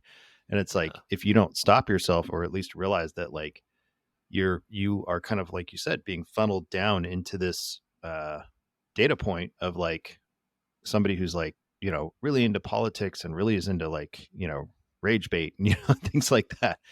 um, you're going to find that your experience is very narrow, whereas there's a billion different things you could see on YouTube or Instagram or whatever, but the algorithm's going to try to put you in a box and say, Mm, based on your viewing history, this is what you're most interested in. It's like, that's not the only thing I'm interested in. I was interested in it for a period of time because the political landscape got really crazy, at that time. So, um, but I'm interested in cooking. I'm interested in storytelling. I'm interested in AI. I'm interested in movies. I'm interested in, you know, all these other things. But YouTube started just putting me in this like political funnel. Um, yeah. it's the same thing on Instagram. Uh, that kind of works better. I get a lot of comedy stuff, like because I'd rather just watch comedy stuff. Yeah. And then every now and again, it tries to throw me something else, like fast cars or something. And I'm like, I mean, that's cool, but like, not really my jam. And then I get a lot of jujitsu stuff because I do jujitsu, which that's cool. But then, like I said, you start to realize that you're funneled into a certain thing, and then you're not being exposed to other things that you might find interesting or unique or whatever. And so it kind of goes back to, can't remember if it was like what science fiction movie where it was like maybe it was like Minority Report or like Demolition Man or something. And it's like they're walking through the mall and like the ads are coming up and saying, Mr. Jordan, would you like to, buy, this thing? And it's like, it knows who you are. It knows your buying preferences. It's trying to like suck you in. I could find that to get really annoying after a while. Like Oh it yeah. might be novel in the beginning. You're like, oh, this is cool, but then you're like, every AI knows my name. Like Yeah. it's Yeah. annoying. So so that'll be interesting because privacy is a big deal. Like I know for a while they've had the technology to like track cookies, and then based on the cookies, put your name up on a web page, like you said, in real time, and try to deliver an experience that is tailored to you. And that technology's been around for like, I don't know, probably not quite 10 years, but I Mm. think because of all the privacy stuff, it hasn't really taken off the way that it could have. It's a very cool idea, but I mean, the EU has like locked down on, how much data you can share. There's all this stuff. And so how will that affect AI doing these custom experiences for you? Like, I guess it depends on the country and stuff, um, but like you said, if you're just generating a page and content and images that are not necessarily specific to the person, maybe you can get away with that. And that would be one of my questions, would be privacy concerns about that kind of stuff. But like I said, the algorithms are already trying to figure you out and put you in a category or in a box. And then, like I said, I think the downside of that is that you're not exposed to other things. And for some people, that's fine. Like on Instagram, for the most part, I like that I'm just getting mostly comedy videos and some jujitsu stuff and some EDM stuff, right? Those are all interests. But like on YouTube, you know, I don't want to just be funneled into a political category and left there when there's so much more that I could be learning. Like, I replaced the headlights on my car recently, and I went on YouTube and I watched a video, and then replaced the alternator as well at the same time. Watched a video.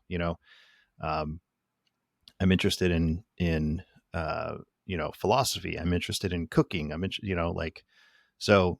Um, so yeah, what I had to do is I actually had to go through and just say, stop showing me this content, like on all Mm. the Yeah. videos, to get it to stop. Because it was like, even if I was searching other things, I was still probably watching more political commentary than I was, on how to smoke a brisket or whatever. And Yeah. Yeah. so it's still like you go through your feed and it's like political, political, political, political. Here's how to make beef ribs. Political, political, political. Yeah. um, so that I think is a little bit concerning, but also I think bad actors can use that type of information to try to like keep hitting you with specific types of messages, right? Like, and saying, you should think this way or you should believe this way because look at all this, these things happening, right? And so there's a potential propaganda aspect to the algorithms that are uh, disconcerting. I mean, we've already seen how much the government came in and tried to affect COVID. Where they were saying, this is misinformation. You're not allowed to do this. And then, the Twitter files comes out and it's like, yeah, the government was specifically asking for certain pieces of content to be taken down for things to get signal boosted over other things.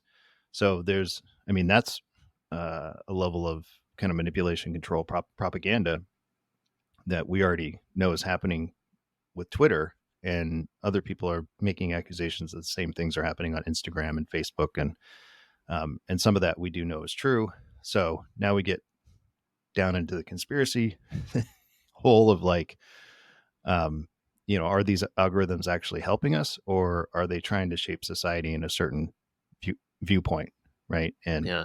And so I think there's that aspect as well that is a little bit disconcerting because, um, if somebody does that with AI, then AI could be feeding you what you think is um, fair, balanced information. You find out it's very biased because of who created the AI. So Hmm. there's that aspect as well that I think plays into it.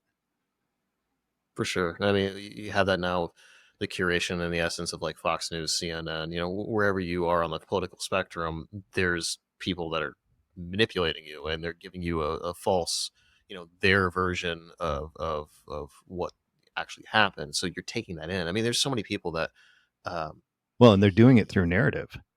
right? They're Exactly. not Yeah. telling you this is what happened. They're saying, here's my opinion of the situation. And they're wrapping that up in a narrative to try to get you upset or, you know, Hmm. like to feel an emotion so that you'll take some sort of action to vote against the other party or, protest these people or do the, like, so it's sad. I mean, the news used to be two people were shot at 5 p.m. on Sunday, over here. Police are looking into it. Now it's like, it was a white supremacist, Yeah. and you Yeah. know what I mean? Like, and they're just Yeah. like Yeah. putting all this other stuff in there. And I mean, so many times we found out that news stories, I think in the last 5 years, have been reported on the news one way. And then it's come out that either videos come out or other information has come out to say that like what was being reported on was not actually what happened, right? And then you get like somebody like Trump who comes along and starts calling it fake news, and then people are like, well, he's just calling it fake news because he doesn't like it. And it's like, well, there's actually both sides are lying their asses off Yeah. and trying to manipulate the situation to their advantage. And again, like I said, they do it through narrative, which I don't like because I'm a storyteller and I don't want people to tell stories to, you know, uh, propagandize people. Most stories over the past however many thousands of years have been about, you know, living life, growing, going through challenges, quite often learning something on the other side of that. Aesop's fables, they're all about like learning something, you know, and it's through, telling stories of animals. Like we get the term sour grapes and it because it's a story about the fox who saw these grapes that were up high and he tried to get the grapes and tried to get the grapes and he couldn't get the grapes. So then he tells himself a story that the grapes are sour and therefore I don't need them and I'm better off without them, right? And so part of that story is like don't let people tear you down just because they can't do what you can do, you know. Mhm. Um and so there was a lot of like uh, more morality, I guess. Not so much politics or religion, but just here's how you live life as a human. That's what a lot of stories were. Yes, we all struggle. Look, this person was able to overcome it, but those are not the stories that the news is interested in telling. And I think that the algorithms fall into the same thing where it's like um, people are trying to put you in boxes. They're trying to tell you what to think. They're trying to tell you how to think. They're trying to like say this is the lens that you need to look through the world at instead of making up your own decision and being a free Mhm. thinker and having your own free will. They're kind of pushing it all in, trying to make the world in their how they view the world should be. So, Yeah. And I mean, the thing is like we have no collective story. And I think that's part of the problem. Like, if I had the diagnosis, like, we have no collective story, and that's where the profit is. mm, And what I mean by that is like, you need a problem. Like, capitalism is entirely based around solving problems. hmm Otherwise, like, there would be like, if you go to the grocery store, like, most of the shit there you don't actually need. right. It's like it's junk food, it's products that are solving problems that are created by other products that you buy, or based on the food that you're buying cause other issues, like like you buy Pepto-Bismol because you're eating a shit diet, and you're eating a shit diet because you're depressed, and you're depressed because you have a shitty job, and you have a shitty job that's selling widgets, or selling the fucking junk food that is Right. hurting the problem. And like, why it's this self-reinforcing negative feedback loop. And it's like the the the money and the profit and the power is in like the breakage that of that lack of within the problem that you're creating. And like, I think about, if we focus on the kind of the political spectrum, it's like, if I remember correctly, like Newt Gingrich and all those people, the Republicans of his era, hmm basically were the figureheads that were saying, hey, let's kind of align ourselves with the Christian right. hmm And that is what, that's the funniest thing. Like, I don't care where you are I'm politically agnostic. I think everyone's fucking stupid. hmm But for me, it's like, I look at that, and the sad thing, and all sides are are corrupt as fucks. But the thing that's so sad to me is I live in the Rust Belt, and like if you're in a city like Dayton, within Ohio, it's like Dayton, Cincinnati, Columbus, Cleveland, maybe Toledo, and like on a smaller scale Athens, Ohio, which is a college town. Outside of that, those are the blue cities. Everything outside of that is just a sea of red, and that's most of the country. Mhm. Urbans, whatever. I grew up with being mostly rural and being around people that are extremely conservative. The Republican Party and the people that are telling the story about how we believe in Christian values and all this, it's complete bullshit. They don't believe in any of it, and all their policies are hurting the very people that are voting for them. Mhm. And it happened here in Ohio recently with the issue one thing. Like, it was insane to me that I saw all these advertisements. I took a trip to West Virginia recently, right before the issue one thing, and the issue one was basically just like any sort of constitutional amendment within the state of Ohio. Instead of it being 50% and majority wins, so 51%, okay, well that thing is now part of the Ohio Constitution. They wanted to change it where now it has to be 60% or more to pass. And then also you have to get enough signatures in every single fucking county in Ohio just for it even to get to that point. Meaning there are certain counties, and particularly like the Appalachian, like southeastern Ohio, that are about as conservative as you can imagine. And there's not a lot of population. And a lot of those people are so rural that they live almost off the grid. Mhm. You're not going to get enough signatures even if it's something that they support, likely for any of those things to go forward. So what this was a fucking power grab that they basically wanted to make it so that the Republicans, not even Republicans, like the super like Peter Thiel kind of like alt right kind of things, they wanted to basically insulate and make it almost fucking impossible for anything to pass Mm. going forward. Mhm. So they were like, we are in control right now. We want to retain it. I mean, it's like gerrymandering, like next level. I Yeah. mean, so here's the problem. The super conservative people should be more against that than anybody, because it is the whole like small government thing. You're basically saying, I am taking away more of your rights to make it more difficult for the majority, for this to be a democratic society, and for the majority to actually be able to have their voice heard. So one fucking county in the entire state can basically make it so that we can't have a voice for the the 99% of people in the state. It's ridiculous. Hmm. The people that were the most socially, or the most conservative, that in theory should be small government, freedom, don't tread on me, all the libertarian and classically conservative values, they were the ones that were supporting issue one, because this is the thing, they made it into a social issue. They're like, this is an abortion issue, and if you vote yes, then it's going to make it impossible for the abortion thing to get passed. And they made it all about that. They also sent out all these text messages, and they is someone who I'm really curious about, and that's part of the problem. Maybe we can talk about here in a second. um, is that I got all these text messages, and everybody I know did, and it was all over the place, basically being like, the the Democrats are trying to trying to teach your children. They're trying to restrict your rights as a parent and force your children to be indoctrinated with alt alt left, trans woke ideology in the schools. Mhm.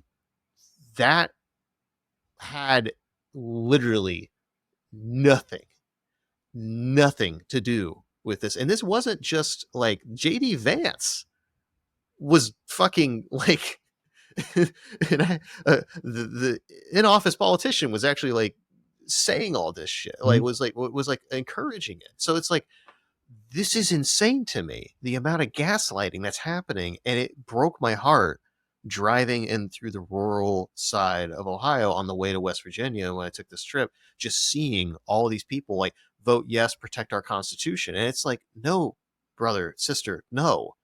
You are literally voting to take away your rights to do what the founding fathers wanted you to be able to do and have an actual functioning democracy. Mhm. And it's like, what happens when that almost worked? Like, that almost worked. It was insane that, like, I think it was like 43% of Ohio voted yes, so it was still, like, enough people said, "Fuck this shit." We got lucky on that, but it's insane to me that 43% of Ohioans voted to basically take away their own rights, and the people that were supporting that, if you zoom out on the map, all the red areas all voted overwhelmingly, like 70%, 60 to 70% yes on it, and I'm like, you are the fucking people that, from an ideological perspective, should be voting no the hardest on this. So my thing is like, what happens when that already almost worked? That almost already worked just by saying a bunch of buzzwords: trans, woke, fucking abortion, like all these buzzwords, that they didn't even think about it. And so what happens when you have those people, instead of just sending some blanket, generic text message to like everybody across Ohio, because we all got the same thing. There were people on the Ohio subreddit from Cleveland Mhm. that received the exact same thing. What happens when it's all AI based? Everything is curated, and they know what buttons to push on you to get you to do that. Mhm. Like, that's my biggest concern, is that, like, the amount of astroturfing and misinformation is going to be so insane. So I guess, to throw it back at you, I could see two different arguments here. Like, one is like, okay, yeah, this is gonna about to get to the whole next level, but the other is that, like, you also could use AI for real time fact checking, and you also could use AI to like detect deep fakes and have almost like a certificate of authenticity, which is something that I've heard kind of thrown out there as a solution. But it's like, is that even going to matter? Because there's going to be so much noise. Like, how are you going to be able to curate? I don't fucking know, man. I mean, what do you think about all that? Well, I would say the fact that we haven't handled social media very well um, means that we're probably not going to handle AI very well. Yeah. um, I would say that, and what I mean by not handling it very well is, we we're seeing things like rates of depression go up. We're seeing Mm-hmm. suicides go up. Um, and part of it is like, because like you said, there's like people who, like, when they go on social media, they curate their life in such a way that makes it look like they are always winning. And then you look at it and you look at your life and you're like, man, I wish I was doing that, or I wish I could be like Susie or Tom or whatever. Looks like they're going on trips all the time. Looks like, and so there's this very curated aspect of social media where people are being fed a story, right? Like, Mm-hmm. Susie may be going on trips all the time, but her husband's an alcoholic and they fight. Mm, You know what I mean? yeah. So there's a lot of like you said, curation of what is actually the truth, or what is actually reality, and we've already seen that on social media. So what happens then when you take that and you almost take it out of humans' hands and you put it in AI's hands, and you're like, okay, do this, and then AI starts curating the information in a certain way, like you said, that may be custom tailored to you, to your trigger points, if you will. Yeah. Um, and then, it just looks like the world is going to hell in a handbasket, and you're upset about that. So now you're voting, you're protesting, you're fighting with people, and that's not good for society. And Mm-hmm. another thing, I mean, politics on social media is like um, crazy. Like the things that people say, on there, they would never say to somebody's face, like the Oh yeah. comments and things like that. Um, so that's what I mean about, like, we haven't handled social media very well. And what, we're 2004, 2000, like we've had it almost 20 years, and we're still not handling it well. And now we're going to introduce AI and it's going to start curating things. And I mean, we've already had a form of AI, right? Like we've had machine learning for a while. Now we're getting into neural nets, and then, we will eventually get there at some point. So yeah, I think, like you said, um, Google and Bing have already talked about how they are creating algorithms that are going to be able to figure out if you're using AI to write your content. Because there's a lot Uh, of people, and they're almost doing like keyword stuffing back in the day. Now they're doing content stuffing. Look, we've got new content. It's fresh. It's updated mm-hmm. all the time. You should rank us higher. And it's like, it's not actual. I mean, it's content, but it's not written by a person. It's just AI is just spitting out articles, and then, you know, like you mentioned before, deep fake. Like there are now companies coming out and saying we have this technology that can identify deep fake, and we have this technology that can identify uh, you know, bad content or non-human written content. And so there's definitely tools coming out to counter that. A friend of mine is starting a VC firm that is a security play. And they're already talking about AI. They're talking about quantum computing. And there's a few other things that are coming down the pipe that they're looking at going, okay, how do we deal with this? And so they're looking for companies that are in the security space who are working on things like that, like identifying AI, identifying deepfake, identifying, whatever the next AI generated thing coming down the pipeline is. Mm-hmm. So, so there's that. And then, we're also, I can't imagine that we're just going to leave things unregulated, because things are pretty unregulated right now as far as AI. It's like people are working on it, they're doing things. ChatGPT has some guidelines from the creators, like don't tell people how to overthrow the government, don't tell people how to make bombs, don't tell people how to do drugs. Like, Yeah, yeah. there's, and yet it still goes. It almost is like, this is not a good topic, but here you go, and it gives you all the information. Yeah. It's like, you want to make a bomb? This is a bad idea, but here you go. It's like, okay, so there's, I think there's going to be some sort of legislation that needs to come down the pipe in the future to kind of try to manage AI better. I mean, the other scary thing to me is that, like, some of the people who have created the AI are basically saying, like, we don't know what it's going to do. Like, I mean, it's like, well, you programmed it. Well, it's not exactly that simple. Um, I'm going to butcher this, but a friend told me this story about it was like the paperclip experiment. And it's like one of these AIs, it was like, how would you, it asked, the creator said something like, how would you create, or like, a paperclip company? And it like said something like, I would kill 10,000 people first. Like, and it's like, what? Like, I don't know if it was that might be hyperbolic, but it just said something really crazy in its plan to create a paperclip company. And it was like, where did that come from? Yeah, Like, yeah. you know, so, so again, how do we manage that? Legislation will come down the pipe, I'm assuming, at some point, to try to keep a lid on it so that it just doesn't go wild and we don't get like Skynet, right? Like, Yeah. or what's that new movie coming out, The Creator? Have you seen the trailer for that? Yeah, I saw it when we went to go see Oppenheimer. Yeah, and it's like 10 years ago, the AI that humanity created to defend it, decided to blow up humanity. It's like, Yeah. possible. Yeah, yeah.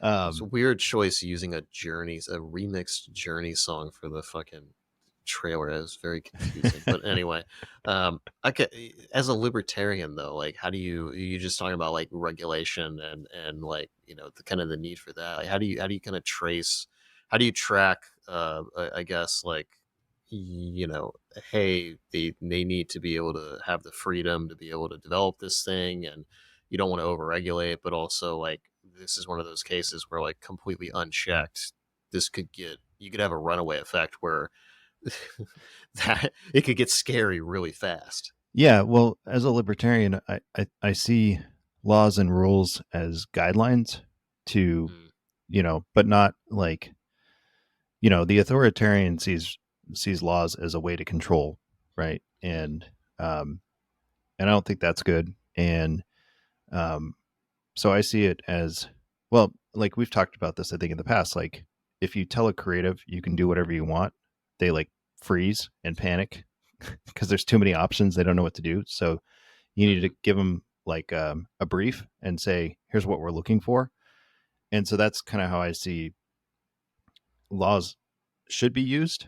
But unfortunately, they're used now more to attack your opponent and Yeah.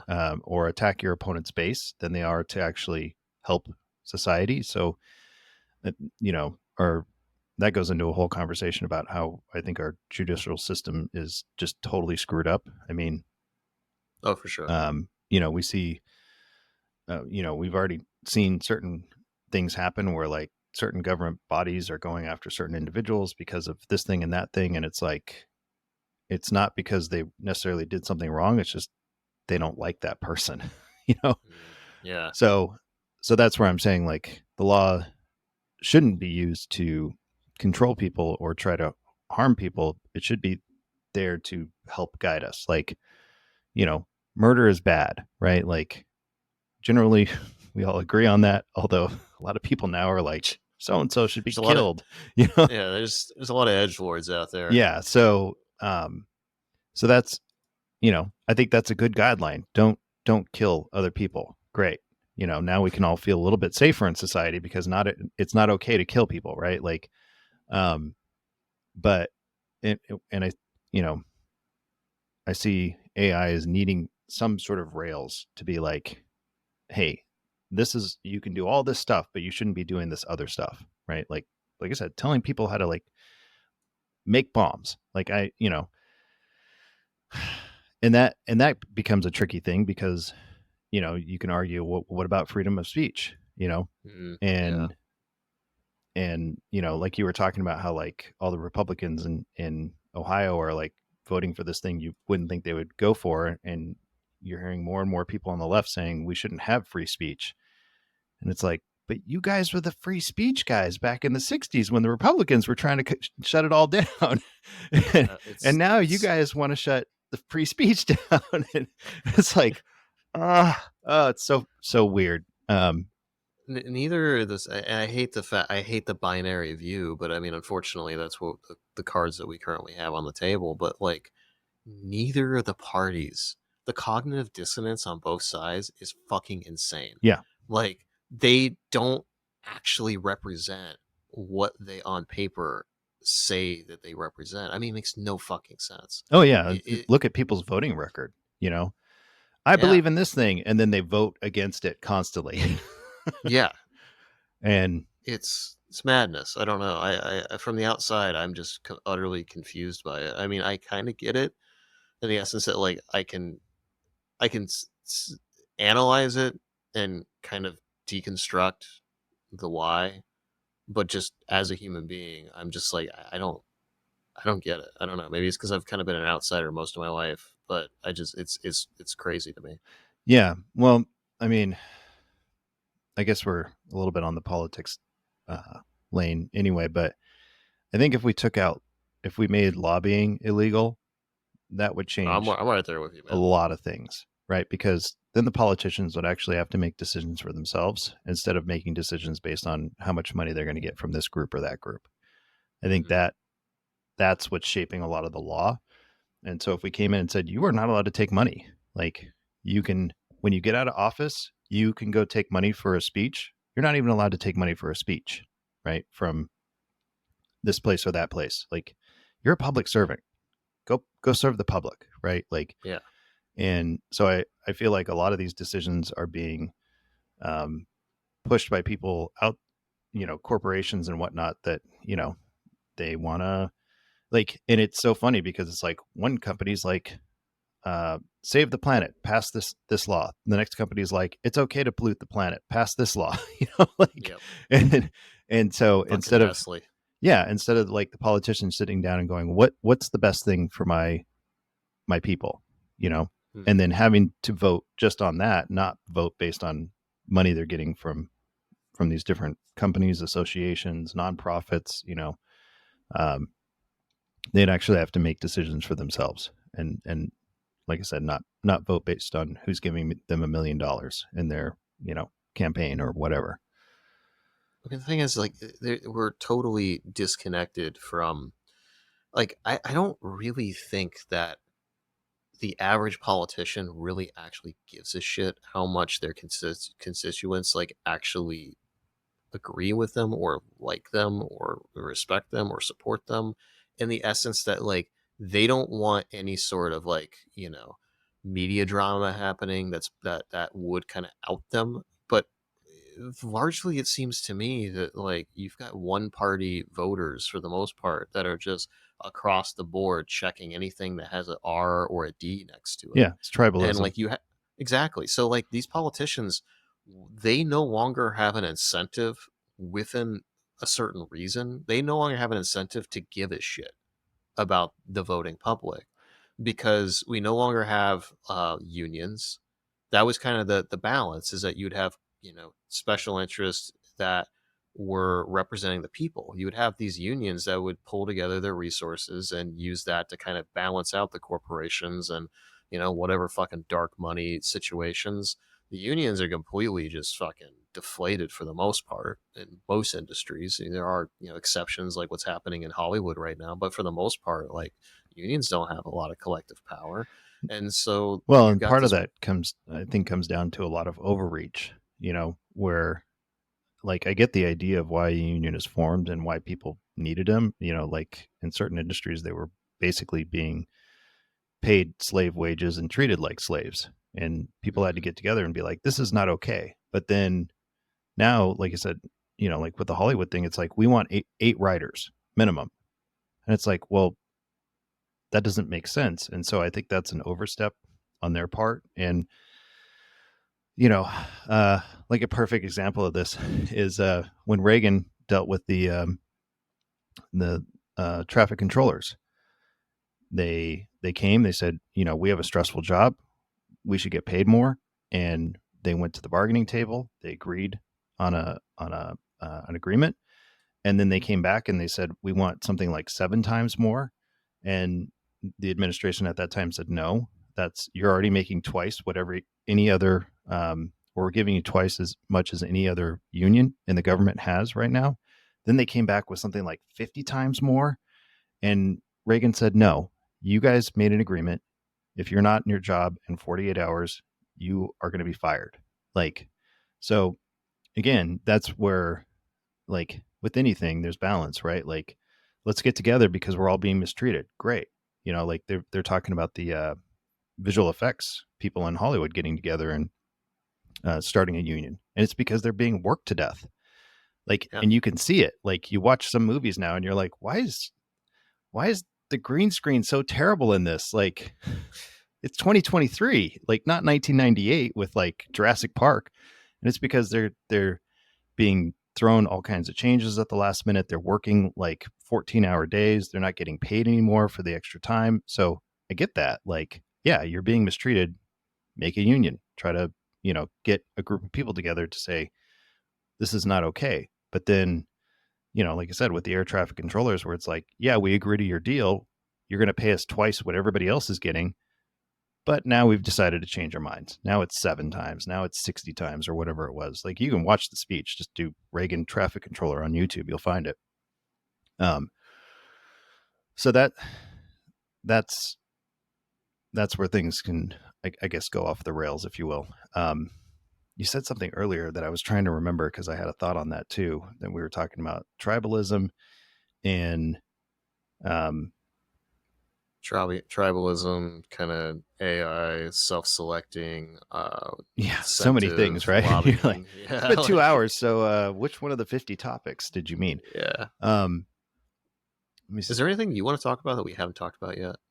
Um, well, I mean, there's probably a million things. Well, we talked a little bit about how I have the new storytelling course coming out, which is almost done. Um, and so I'm pretty excited about that. And if you read my book, then some of it's going to be familiar, but I've added a lot of new stuff to it. Part of that is talking about how to use AI for storytelling. How do you generate images with AI to support your storytelling? So, like, maybe you're a content writer and you need an image to go on your blog, right? Well, Hmm. Midjourney. And why would you use Midjourney? Because Midjourney could pretty much do anything. It could Yeah. do 1950s retro, hand painted posters. It can do modern art. It can do, 3D characters. It can do, you could tell it to make claymation. It'll do almost uh, realistic photos. I mean, most people probably wouldn't even be able to tell if you showed them something that was done with AI with Midjourney. Like if it was a painting, they would assume it was painted, and it's like, no, it's Hmm. actually AI. So I talk a lot about that. Plus, it's an important topic because people want to know about it, right? Like if I just made a course on AI, I would probably sell that course really well because it's, it's in the zeitgeist, if you will. Um, but we've added a whole lot of new content on, some of it is a little bit of new content on neuroscience. We've added some new stuff on, we have an analogy that we use for storytelling, which we call it the story burger. And um, so the basic story is, problem, solution, and then some sort of outcome or transformation, right? And so the way that I analogize that is like your bottom bun is your problem, your, transformation or outcome is kind of your meat filling, and then the top is your solution. That's your top bun. But that's a really simple story. So how do you tell a more advanced story? Well, yeah, add some ketchup, some mustard, some pickles, maybe some bacon, maybe some cheese, And so we analogize storytelling in a way that is, I've never seen anybody else do it, and it's almost like going to Chipotle and you're like, yeah, I'll take some rice. Okay, what kind of meat do you want? Put that kind of meat. What kind of salsa do you want? You put that kind of salsa, and you can Yeah. kind of mix and match and build simple stories and more advanced stories. So I'm really excited about that. I can't wait for people to really dive into that and start giving us feedback and how can we improve this and change it and whatnot. Um, so anyway, so that's something that I'm interested in and excited about. But we've also talked about some of the topics I'm interested in, like how is AI going to affect things, the writer's strike, because obviously that a lot of that is around AI, Mm-hmm. um, and politics, history. Yeah, I mean, there's been so much that we've covered. What else? So Well, if we're piggybacking off the storytelling, um, if we think about kind of the stories, the different stories that we could find ourselves venturing into or even experiencing, like um, kind of the through line here has been AI. So it's just like, you've got kind of the Terminators, I guess, like kind of dystopian situation, very existentially bleak. I think you've kind of got Blade Runner, which I feel like is a little more probably closer to home. Everything's a little. It still feels human to me, but mhm. it's not quite breaking apart. But you do see a lot of the signs of advertisements that are kind of like holographic and they're curated to you, Oh and yeah, you especially know 2049, which yeah, for sure. unfortunately did not do well at the box office, but I love that movie. I think it's amazing. Yeah, me too. The director's so fucking Oh yeah, Denis good. Villeneuve, or Yeah, I love him. however you pronounce his last name. Yeah, I mean, I loved his Dune. I can't wait for part 2 to come out. Same. The only complaint I had about Dune was where they cut it. I felt Yeah. like they should have cut it sooner. So instead of them going out into the desert, they should have just been like, they were attacked, they were betrayed, and they're on the run. But then it was Mm, like, and 20 minutes later, now they're going across the sand. Now he has to fight this Freeman. I felt like that could have been the start of the next movie, like because then it kind yeah. of sets up. Here's where they are now. They're on the run and trying to find their way across the sand. So that is my only gripe about that movie from a storytelling standpoint. The rest of it I thought was really well done. Um, the cinematography is beautiful. The music's great. The actor, like, amazing cast. Some of my friends think Timothy Chalamet is a little too, I guess, pretty boy to play, um, Leto, or is Leto the father? Paul. Um, they just didn't see him being Paul Atreides from the books, but I'm like, I think it kind of works though, like in the essence that everyone probably underestimates him. yeah, And everyone probably is just like, he's fucking rich, royal, pretty boy. Like, what are you gonna do? And then he's like, oh, actually, I'm a fucking badass, yeah, and he evolves into it. And I think that works. Like, I think it works. I think people say that, but then I think a lot. It's the same Robert Pattinson issue. Everyone just sees him as Twilight and whatever, and then they saw him as Batman. They're like, oh fuck, okay, this guy it I actually the works. first movie I saw him in that I really liked him in was actually Tenet. Huh? Okay, I haven't watched Tenet. It's the only Chris Nolan movie I think I haven't seen, It's and it's a trip. it's one of those things where it honestly just looked to me like Interstellar, not Interstellar. It looked to me like fuck, what was it the big one he did? Inception. It looked like the Inception Part Two. Oh, Like I just it's not.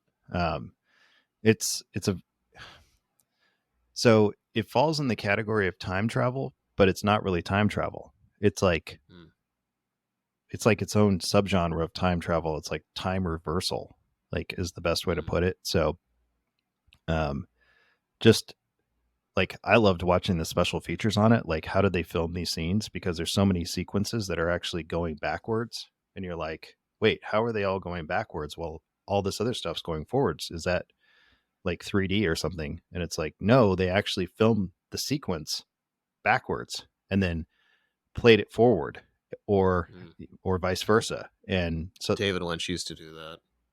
really, He okay. did, yeah, he did that with Twin Peaks, the Red Room scenes where everyone's talking backwards. Like he filmed it back.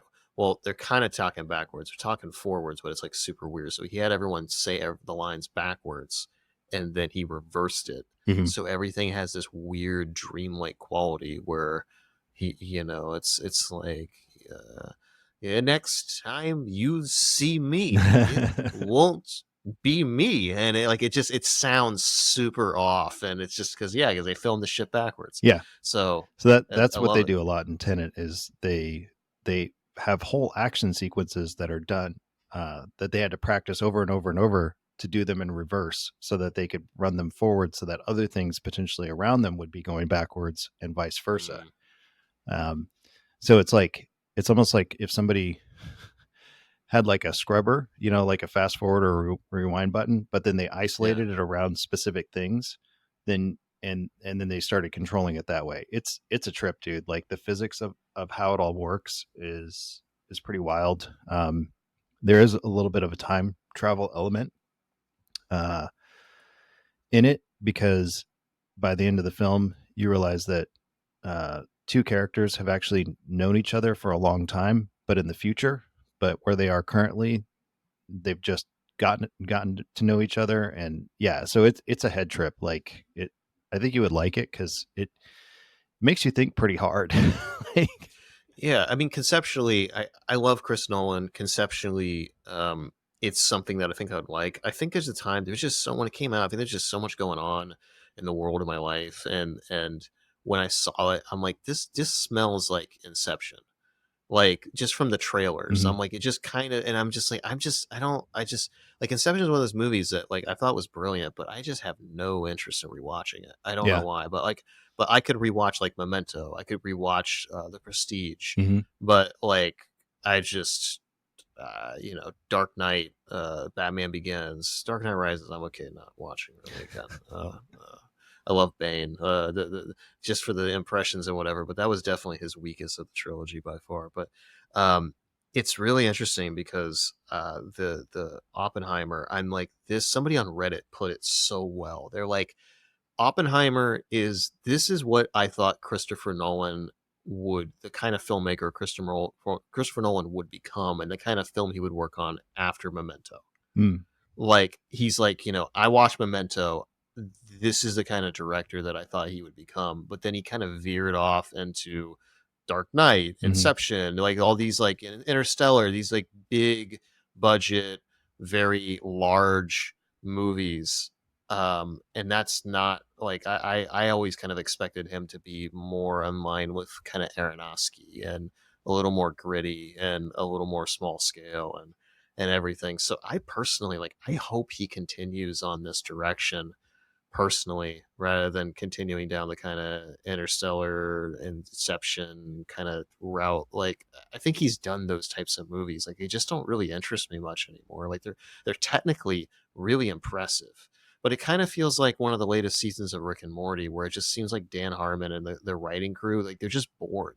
Hmm. So they're like, how weird can we make this? How meta can we make this from a writing perspective? Like, how many layers can we add into this? And I'm like, as a writing experience, that's really interesting and impressive.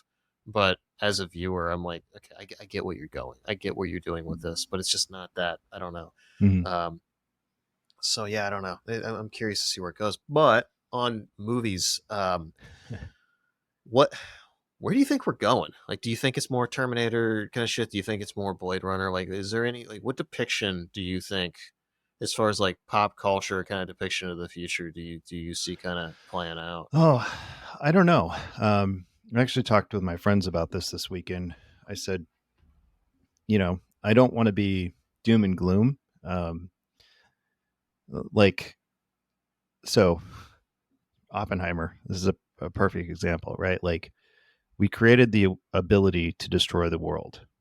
What happens next, right? Mm. And I think AI is obviously not potentially as devastating in an instant like a nuclear bomb is, but it could be potentially devastating if it's not managed well. Like, I do think there needs to be some legislation, like you talked about, um, to keep things in check. So could things get really bad because of it? Yes. Could we potentially go through, like, so one of the things we talked about was like, could we go through a dark ages, right? Like, so why was it the dark ages? Well, it was the dark ages because people were illiterate, right? Communication was like by foot, you know. So people couldn't even talk and connect ideas together, and they couldn't read, they couldn't write. And so part of the conversation we were talking about was actually, you could technically make people illiterate by trying to form their opinion in one direction and then just saying, don't worry about it, this is all you need to know, right? And then you kind of become illiterate because you're not like thinking for yourself. You're being fed what to think and how to feel.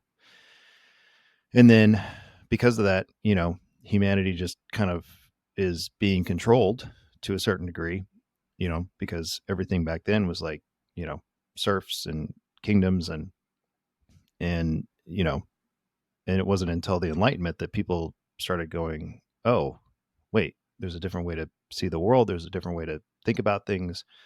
New things, started to, philosophy started to pick up. We get the printing press, and all of a sudden more people have the opportunity to read, although that takes a while because books are still expensive to produce. Mm-hmm. But, like I said, philosophy takes off. Uh, the, the scientific method starts to come into play.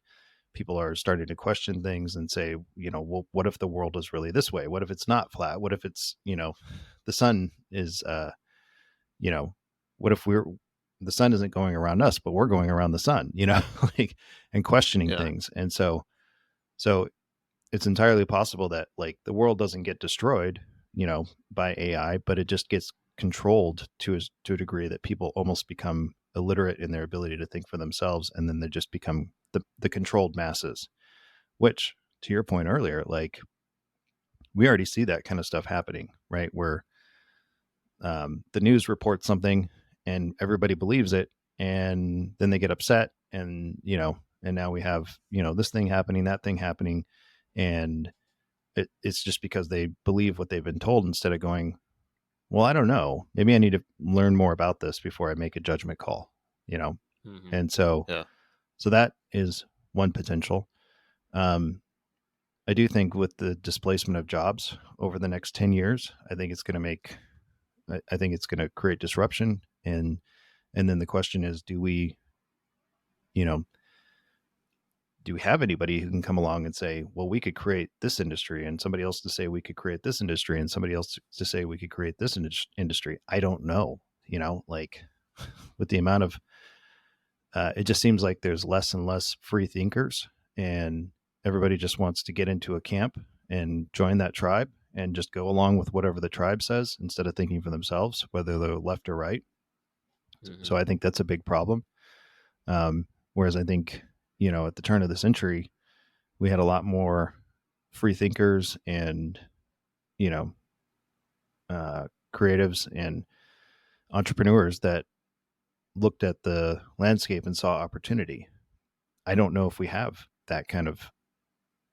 those kind of people, or as many of those types of people that we need in our society right now to help steer the ship through this course. And again, I'm not trying to be negative. I'm just making an observation.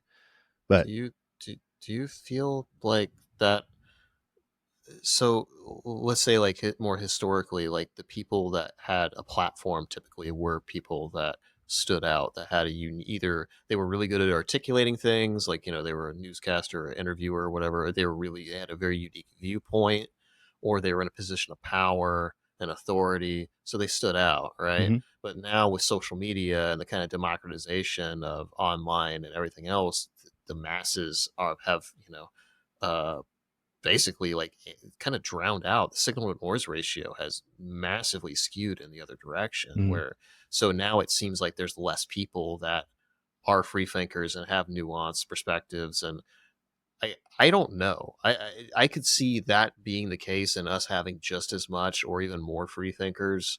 But with podcasts and audiobooks and Kindle and whatever, I mean, people can have access to data and knowledge that just unparalleled. So, but also it's like you've got every single person on there, taking photos of their toast and doing the next TikTok dance and complaining about their life or going on Am I the Asshole and talking about how they fucked up some birthday party. So it's just like there's so much noise, Hmm. for better and for worse. So I don't know, like where do you fit on that? Well, there used to be the phrase, religion is the opioid of the masses. I would say it's been replaced by social media, right? Yeah, I agree Because with that. again, you know, well, I feel bad. I'm having a bad day. Well, I'll just go on Instagram and scroll on Instagram for 4 hours, watching funny videos. So I feel better, you know, or getting, Schadenfreude from watching other people do stupid things, right? And then what have you done? Nothing. You haven't thought. You've just been fed content for hours on end. It's kind of like TV used to be. I mean, I grew up in the 80s. The TV was your babysitter, Mm, yeah. But at the same time, your parents were like, okay, you've watched enough TV, go out and play, go do something. And nowadays, kids are not being told that. I mean, are some parents that do that. I'm not saying all parents don't. I'm just saying that it seems like, Some parents don't want you to do yeah, that because they're worried you're gonna go out there and get kidnapped or hurt yeah, or have somebody preach wokeism to you. yeah. So it's one of those things where I it's entirely possible, like I said, we could go through a dark ages. It's entirely possible we could have a second enlightenment, you know? Mm, Like and maybe the way to get through the second enlightenment is to go through the dark ages, right? I don't know. So again, I try to look through the lens of history and um and go, okay, what happened and how did we get there and how did we get out of it? Because it does seem like society goes through this kind of like light and dark, light and dark, light and dark, light and dark. Because for some reason, we're not great at like learning from our mistakes. So we kind of mhm. end up in the same place. Um, like after World War One, everybody was like, man, we don't need one of those. Okay, it's been 30 years. Let's start another one. It's like, Yeah. like, and everybody I'm knew bored it was now. bad at the time. And the first time it happened, millions and millions of people were killed. And, it was like, yeah, I could use a round two, you know? Military industrial complex, man. It's hungry. Yeah. It's So, thirsty. yeah, which I mean, that's a whole other topic, but so I don't know. I think it is cyclical and um it seems, at least from my perspective, that we've been going into a dark time for a while, especially just the way that, like I said, politics, tribalism, it's not really a democracy anymore. It's a company or it's a country mostly controlled by corporations because of the lobbying. Um, and in that, like the will of the people isn't necessarily being represented very well, like it was Hmm. supposed to. And, on the Republican side, that is the reason for small government is so that people can live their lives, right? And not be told by somebody else who lives, half the country away how they should be living their lives. So um so on that point, I would agree. Um, and the crazy thing is, like, in a company, people talk about diversity. It's like, you don't need diversity of skin color. You need diversity of thought, right? Like, you need people who are progressive to say, how can we change things, make things better? And then you need people who are more of a conservative mindset to say, how do we keep the things that are working? Right. Like, and then there's always that kind of balance of like, you know, both sides think they're doing it the right way. But like, I heard somebody describe this, like, um, if if conservatives were to make a city, they'd put a giant wall around it. And if progressives made a city, there would be no wall around it. And what you need is a wall that goes around with entrances every now and again so people can get in and out. And so you kind of need the balance of like um, keeping things the way they are and then making the, improving things and progressing. And so you need that balance. And right now with our country, it's like those two could not be further apart. I can't remember if we talked about this on the last podcast, but like if you read the Federalist Papers, Locke and Kant are arguing about the best way for the country to move forward, but they weren't so far apart from each other that they weren't even recognizable. It was just a debate about, I think it could be this way. Well, what if we did it that way? Well, you think this, I don't think that's right. Here's why I don't think this is right. Well, here's my counter argument to your thing. Right. And they're trying to figure out through this debate, like how to move forward. Right. Like, but now it's like only our way is the right way to move forward, either side. And um, the two like kind of thought processes are not balancing themselves out. It's kind of like male and female. Men think a certain way, women think a certain way. I think we like when we come together and understand each other's differences and go, okay, I didn't see things that way, or, I didn't think about it that way, or whatever, and then work together, then you can have a successful relationship. But left and right now are so far apart that they won't even communicate. They just want to scream Yeah. at each other and then create this terrible narrative about how bad the other side is. And it's like, it's going to be very difficult for us as a country to go forward. And so that's what I mean by, I think we're kind of in this dark time, or at least we've been starting into it for a while, um, where instead of everybody coming together and going, we're Americans, how do we figure this out? Right. They're going, America's amazing, America's terrible, and so when things go in that direction, it it doesn't usually uh, go well. And like one of the things we talked about, like, is America in decline? And what does decline look like? Are we like England, who, at one point ruled massive amounts of the world, and then they didn't get destroyed or taken over. They just kind of fell into obscurity because their country started dysfunctioning, and they also couldn't keep up with trying to control all these other countries that they were had. But like, are we kind of going into that state now where it's like we're going into decline, and potentially somebody like China could be rising up, although China's going through their own series of problems. The next biggest is going to be Russia. Russia's in their issues with the Ukraine war, sanctions, all that stuff's going on. So then, who's next after them? India, maybe. It's the next. Yeah. They're still developing, and getting more industrialized as a country. They have a huge workforce. They don't have a birth rate problem, which China, Japan both have massive birth rate problems. So that is something that's going to potentially affect them. I didn't even include Japan in that like world power thing, because I mean they've been stuck in stagflation for like a long time. They have declining birth rates. Like, They're super isolationist in yeah, general. they're Yeah. well, and their youth is, they call them neets, or and we would call them incels. A lot of the youths, the two youths from my cousin Vinny, uh, are isolating themselves at home, so they're not even getting out and interacting with girls, and girls aren't necessarily getting out and interacting with guys, so they're not getting together, they're not getting married, they're not having children. whether whether they're married or not married, they're not having children. Yeah, And the guys are doing what guys here in America are doing. They're just they're taking the opium of drugs, video games, social media, and so that also creates a problem. And we are going to run into a birth rate problem.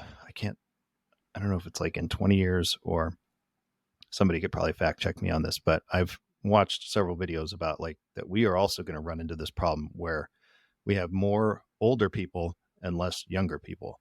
And then for society sure. starts to collapse because of that, because you don't have enough people to work the jobs to keep the economy going. Plus, you have all this load on the system from older people who are now living to be like 90, you know? And We've got a really good immigrants. Like we've got a really good like immigration in comparison to something like China or Japan. right. So, I think that's kind of. I think if I'm not mistaken, I heard someone say that we're already at that point, but we just have so many immigrants coming in that it kind of balances it out. So Yeah. I'm Yeah. Like I said, I could be wrong. I know that we are facing something, but it's not. I mean, if you look at the charts, like literally, like China is like everybody's like oh yeah 60 and up, and that's like the mass of the population. And yeah because of the one child policy, they limited how many kids they were having, because obviously they were worried about too much growth. But that policy's been in place for 40 years. So yeah. that's why China's going through that issue. Japan's issue is a separate issue, but it's still a birth rate problem. And again, this is something that people, I don't know why, but they don't talk about in the news or in politics. It's this lingering. It's like climate change. It's like everything else. I think the only reason why AI is so top of mind right now and it wasn't is because like to your point you said earlier, like if everyone everyone that was on strike right now in Hollywood like 5 6 7 years ago would have asked for these things proactively, AI rights, all these other things, they probably would have gotten a lot of it pretty easy. Mm-hmm. But it was a future thing. But now that it's here and it's present and they see how they can make money off of it now or in the very short term, that's a lot more attractive. And I think that's part of, we talk about the story, the tribalism, the neuroscience and whatever. It's like we're just super short term minded creatures. Like we just don't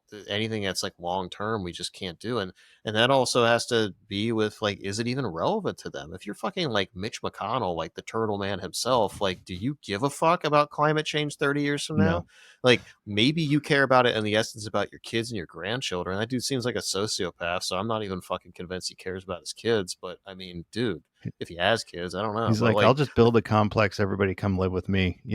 for real. I mean, that's how it seems like a lot of these people act. Like they don't care. And I mean, if they do care behind the scenes, they sure as fuck don't show it. There's no evidence that any of these people give a shit. And so it's just like this raping and pillage of like the economy and our resources in the world. It's like I don't know, man. Like you were talking earlier about the just the kind of homogenous converging of like all of these things at once, and it's like I think about the incentive. It's kind of it seems like the through line of everything we're talking about is just kind of the fractionization and the bad incentives. It's like what's the incentive for any of this to change? Like I think who was it I think it was Joseph Campbell himself. He just said like the world is a mess, but the world is perfect. Hmm. It's always been a mess. Your job is to figure out your own life. But what he meant with the world is perfect, my interpretation of that line is like there's a reason everything is the way it is.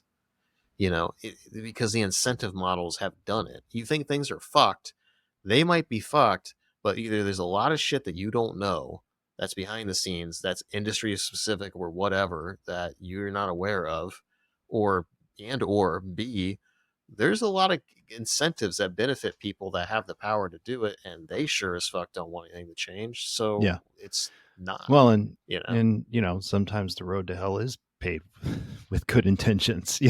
Like Yeah. um. So yeah, and like I said, when I talk about this stuff, it's stuff that I'm thinking about, but it's not like I'm like, anybody should take this as prescriptive. You know, like, I'm not saying the world's going to end tomorrow. I'm not saying it's all going to blow up in 10 years. Like, I'm saying I look back at history and here's what I see. And so I try to be like a realist, or at least balanced in my perspective about how I view that. Mm-hmm. And yet at the same time, um, I think, well, I know that none of us knows the future. So, so even if things look like they're going, down, they could take a turn and go up. Like, I don't think, it's that old Monty Python. No one expects the Spanish Inquisition. Um, I don't think anybody expected the Enlightenment when it came. It just showed up, much like AI. Like, Yeah. it's like we'd been talking about AI for years. It's been in science fiction, for a long time. There's this movie called Terminator talked about it or something, like, and Chat yeah, and then just GPT Chat just GPT just seems like it just dropped out of the sky, right? yeah, Like, it's like the aliens come and land on the fucking White House. We're like, oh fuck, yeah, okay, this is happening. yeah. So it's hard to say. But like I said, I think at the end. So here's something that most people don't either understand, or they've never actually read the story. Um, do you know what is at the end, after all the badness comes out of Pandora's box? No. Hope. Hope. Mm-hmm. That's what comes out in the end. So I think AI potentially is Pandora's box, but there may be hope that comes out of it at the end. And like with disruption, yes, it causes ripples and waves, and then the waves kind of calm down, right? And people kind of like figure out where they are in society. Things change. Maybe you have to learn a new skill. Maybe you get a new job. Um, but it kind of like the surface gets glassy again for a while, and then it'll get, somebody will throw a giant rock in out of nowhere. um, so I do think that at the end of the day, that like, um, I think there is hope. Um, how that happens, no idea. But that is the thing, is with Pandora's box, it's like all this evil comes out of it, and you're like, what the fuck, like, we're doomed. And then at the end, it's actually hope that is there. And so, but that also, I think, is part of the hero's journey, right? Like, the hero doesn't just get to the prize by walking through a field of Mm-hmm. daisies and then goes, I have the magic elixir now.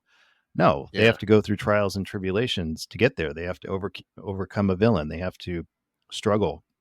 They have to grow. Potentially they meet somebody along the way that goes, hey, it's not so bad, let me teach you how to deal with this issue.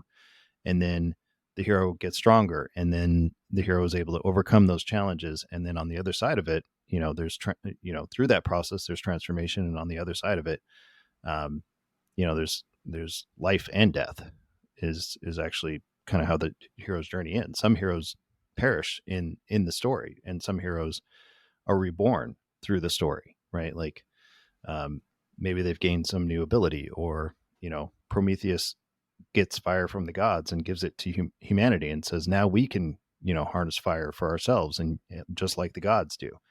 So so I guess I say that because the hero's journey is the story of humanity. Like, it's why it resonates with people. None of us, very few of us, I would say, go through life with everything perfect and great until we die. Like, we Mm-hmm. go through challenges, struggle. We have to figure out how to overcome those things. And then sometimes along the way, somebody comes and helps us out. We have friends and allies who join us on our mission with our business, our life. Maybe you have a spouse, a girlfriend, a boyfriend, a significant other, whatever you want to call them, who joins you in that journey, and that's why the hero's journey resonates with people, because it just, and Joseph Campbell also represents that as a circle, because it seems like it just continues to repeat through humanity. So that's why I say there's hope. So like you've got the fire of the gods, and it's one of those things where what comes to mind when you said that was kind of like it could be like, what brings on the Enlightenment, 2.0, or it could be like Oppenheimer, where it's just it's the thing that destroys us. So it's just like if you had to, I'm curious, like if you were in control and you could like roll the dice and you just like, hey, like if you could decide, like I have this fire of the gods, it could either destroy us or it could be the thing that saves us. Would you take the risk, knowing that? Like, would you just stop all AI development and just put it back in Pandora's box and just be like, this isn't even worth the risk? Or would you take the risk, knowing that it could be like at the end of Oppenheimer with the ripples, spoilers, and be like, this is the start of the chain reaction? Yeah, I don't know. I mean, I would say that like with the Oppenheimer situation, uh, you could argue that from both sides, right? One is, Mm-hmm. like you said, you should have never created this thing in the first place. Um, I think at the same time, it has brought some stability to the world because when certain countries have nuclear weapons, it forces them to go, okay, well, I don't think that we're going to necessarily fight a land war over this because because if I try to take them over, they try to take me over, bombs are going to fly. It's mutually assured destruction.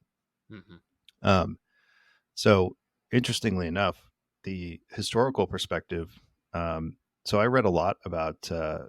Well, I think we've talked about this. I wouldn't call me myself a Japanophile, but I've been very interested in Japanese history. I've always been interested in World War II. Read an amazing memoir about like an English guy who went to Japan and helped the rebuilding, Mm. and he talked to people when he was there and said, "What do you think of the bomb?" So this is like back in the 1950s. What do you think about America dropping the bomb? And so people at that time, what they told him is that they were incredibly grateful because most of the men had gone off to war and were either outside of the country or dead. And so the Japanese knew that they were losing. They assumed the Americans were going to make a naval assault because obviously it's an island. And they were preparing like women and children, old men to basically go out to the beach and fight. Like they weren't going down without a fight, basically. Yeah. And so a lot of people saw that as you saved, yes, you killed a lot of people in the process, but you saved a lot of people in the process of doing that. And so that's one of those things where now people are coming back and saying, "Oh, well, the Japanese are really pissed off about it." And I'm like, "Well, I read this memoir that was like, from I don't know. I think it got put out in the 80s, but like he was there in the 50s helping rebuild and talking to people, and he was like, that's how they saw it. But nowadays, because there's a lot of people who look at history and see it through a different lens. They're like, that was an awful thing. It was a crime against humanity, yada yada yada. So again, you can argue both sides of that and say, well, was that the right thing to do, or would it be better to storm Japan and kill women and children and old men and anybody who was left, like, Yeah. which is worse, you know? Yeah. So as far as like putting AI back in the box, I don't think we could, even if we wanted to, at this stage. So I think that ship has already sailed.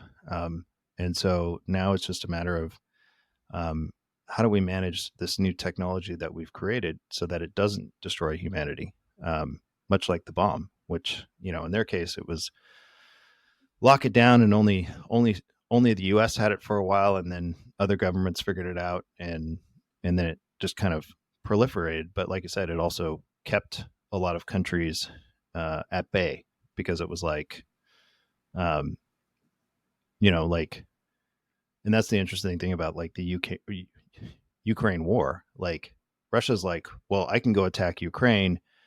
I'm sure we're going to get some pushback, but like we can fight that land war because Ukraine doesn't have nukes. Mm-hmm. If they had nukes, then they probably would have not gone into Ukraine, or it would have been a different situation. So, so there are, it's like there's positive and negatives to everything. And sometimes the decisions you make at the end of the day, you just have to say, you know, this isn't what I want, but this is what I can live with, or maybe this is the better choice, even if it's the better choice of two terrible choices. Mm-hmm. You know, so yeah. So would I put it away if I could? I I don't know. I mean, I would like to see what we can do with AI. Um, at the same time, like I said, I think it's going to disrupt a lot of things. And, you know, at the end of the day, it could be a net good or it might be a net bad. And so it feels like we're kind of gambling at this stage, going, I really hope it lands on black. Yeah, yeah. You know, Show me potato salad. It's like, yeah. don't know. So it's hard to say, but like, you know, like I said, I do think at the end of the day that there there's always hope, but it, you know, hope might take a while to get to, you know, Yeah. um, or it could be the beginning of the end. Um, so I don't know, but yeah, it's already out there, and because there's no regulations, lots of companies are working on it and building their own AI and doing all this stuff. So you know, like the strike people 5 to 7 years ago, the government should have said, "Hey, let's put some guidelines around what you should and shouldn't be doing with AI." Yeah. That would require competent people sitting down and working collaboratively and actually thinking cohesively about the future and making Yeah, plans. But my profits, like that's all I care about. right. Yeah, I So we mean, squeeze more money out of this turnip. CEO is only going to be in on there for 2-3 years, and he just wants to show a net. You know, he wants to get his bonuses. He wants to have the shareholders be happy, and he wants to be able to show that he had positive ROI growth while he was there. He doesn't give a fuck. Yeah. 7 years from now, he's gone. He doesn't give a fuck. None of that matters. Well, and to your point, again, historically speaking, um, I think where society is currently, we are very emotional about everything. And when you're emotional about things, you're not Yeah. thinking about long term. Like Hmm. you almost have to be, you know, stoic to think long term and go, are the actions I'm taking right now going to affect things 5 years from now, 10 years from now? And maybe they do, and you're okay with that. But like, I see people just reacting to, you know, videos on the internet. It's like, that are stupid. You know, like that Tide Pod challenge where they finally had to come out and be like, do not put Tide Pods in your mouth. Like, you know, but it was cool and it was exciting and it was different. People were doing it. And it, again, no long term thinking there. If I ingest Yeah. poison, is that bad for me? Nah, this looks like fun. It's colorful. Yeah. It's bright. Yeah. So, Shiny. so, you know, and I think if you like just look at our Constitution, you know, the things that they were talking about have really helped us for hundreds of years, you know, like concepts like freedom of speech. Like, Hmm. even if a lot of people right now don't like it, it's it's been the way that America has been able to work through a lot of problems because people were allowed to say what they thought. And if you said something stupid, people just ignored you. Now, Hmm. if you say something stupid, you get signal boosted on social media, you Yeah. know? So, um, but, you know, they were doing long term thinking about like, what kind of country do we want, you know, this place to be in 100 years, 200 years when they wrote that document. Now, people are writing a document, like you said, is this going to make me $1 million tomorrow? That's all I care about. Like, and it's just very short term. And I think that's what also affects society and causes it to crumble because everybody's just kind of doing whatever they think is right based in their own feelings and perspective. And tomorrow be damned because I'm living in today. Hmm. On that note, well, before we get into that, how are you on time? Do you need to stop top hour, or you got a little while? No, you know, like I said, I figured this is going to be a extended conversation, so I just kind of cleared my schedule for today and was like, yeah, however long we go. So Hell yeah, man, giddy up. One thing we didn't catch on, and I'm kind of surprised we didn't get to this sooner, but it kind of piggybacks off of what you just said. It's just like we can't our biological hardware, like, we just can't help it. Like, we can't think long term. We're super short term focused. All the incentives are for sure based around that. Mm-hmm. Then you have NeuroLink, and that is that and everything with it is something like that kind of combines the two that we haven't really got to, where it's like AI could just be completely runaway, but also it could be the thing that helps us kind of transcend like all of this bullshit, Mm. because like we are super gamified, we are super homogenous in our thinking, we are super short-term thinking, we are greedy, we are selfish. But if you could hook everyone up both twofold, one kind of like some sort of matrix, like downloading information really quick, and you were to actually absorb all of Marcus Aurelius and Seneca and, you know, Viktor Frankl and all this stuff, you know, Gabor Mate, if you were to absorb all the wisdom from all these people and have, for example, read that fucking biography from the Japanese man, like that, to knowing like what happened at Hiroshima or Nagasaki, and like understanding all this, of having the cultural empathy and understanding, like we would have a very different nuanced perspective of the world. Like, and everybody had that kind of context. So it's like I could see something like a Neuralink. Not only that, but also being able to cross communicate. I mean, it could in a way create, you know, there's a lot of theories people have on collective consciousness. It's something that the latest science, like Donald Hoffman, seems to be relating, like seems to be coming to the conclusion of that reality is like consciousness is fundamental and not reality. So like consciousness creates reality rather than reality creating consciousness. But that's, you know, my point being is like you could actually kind of recreate this actual tethered connective consciousness in the essence that we all are basically hooked up to like this network, and we can in a way like all communicate, and that could create this Very Ghost in the Shell. yeah, it could be wonderful or it could be terrible, you know, and you don't Well, and really, yeah, that could lead to a second enlightenment.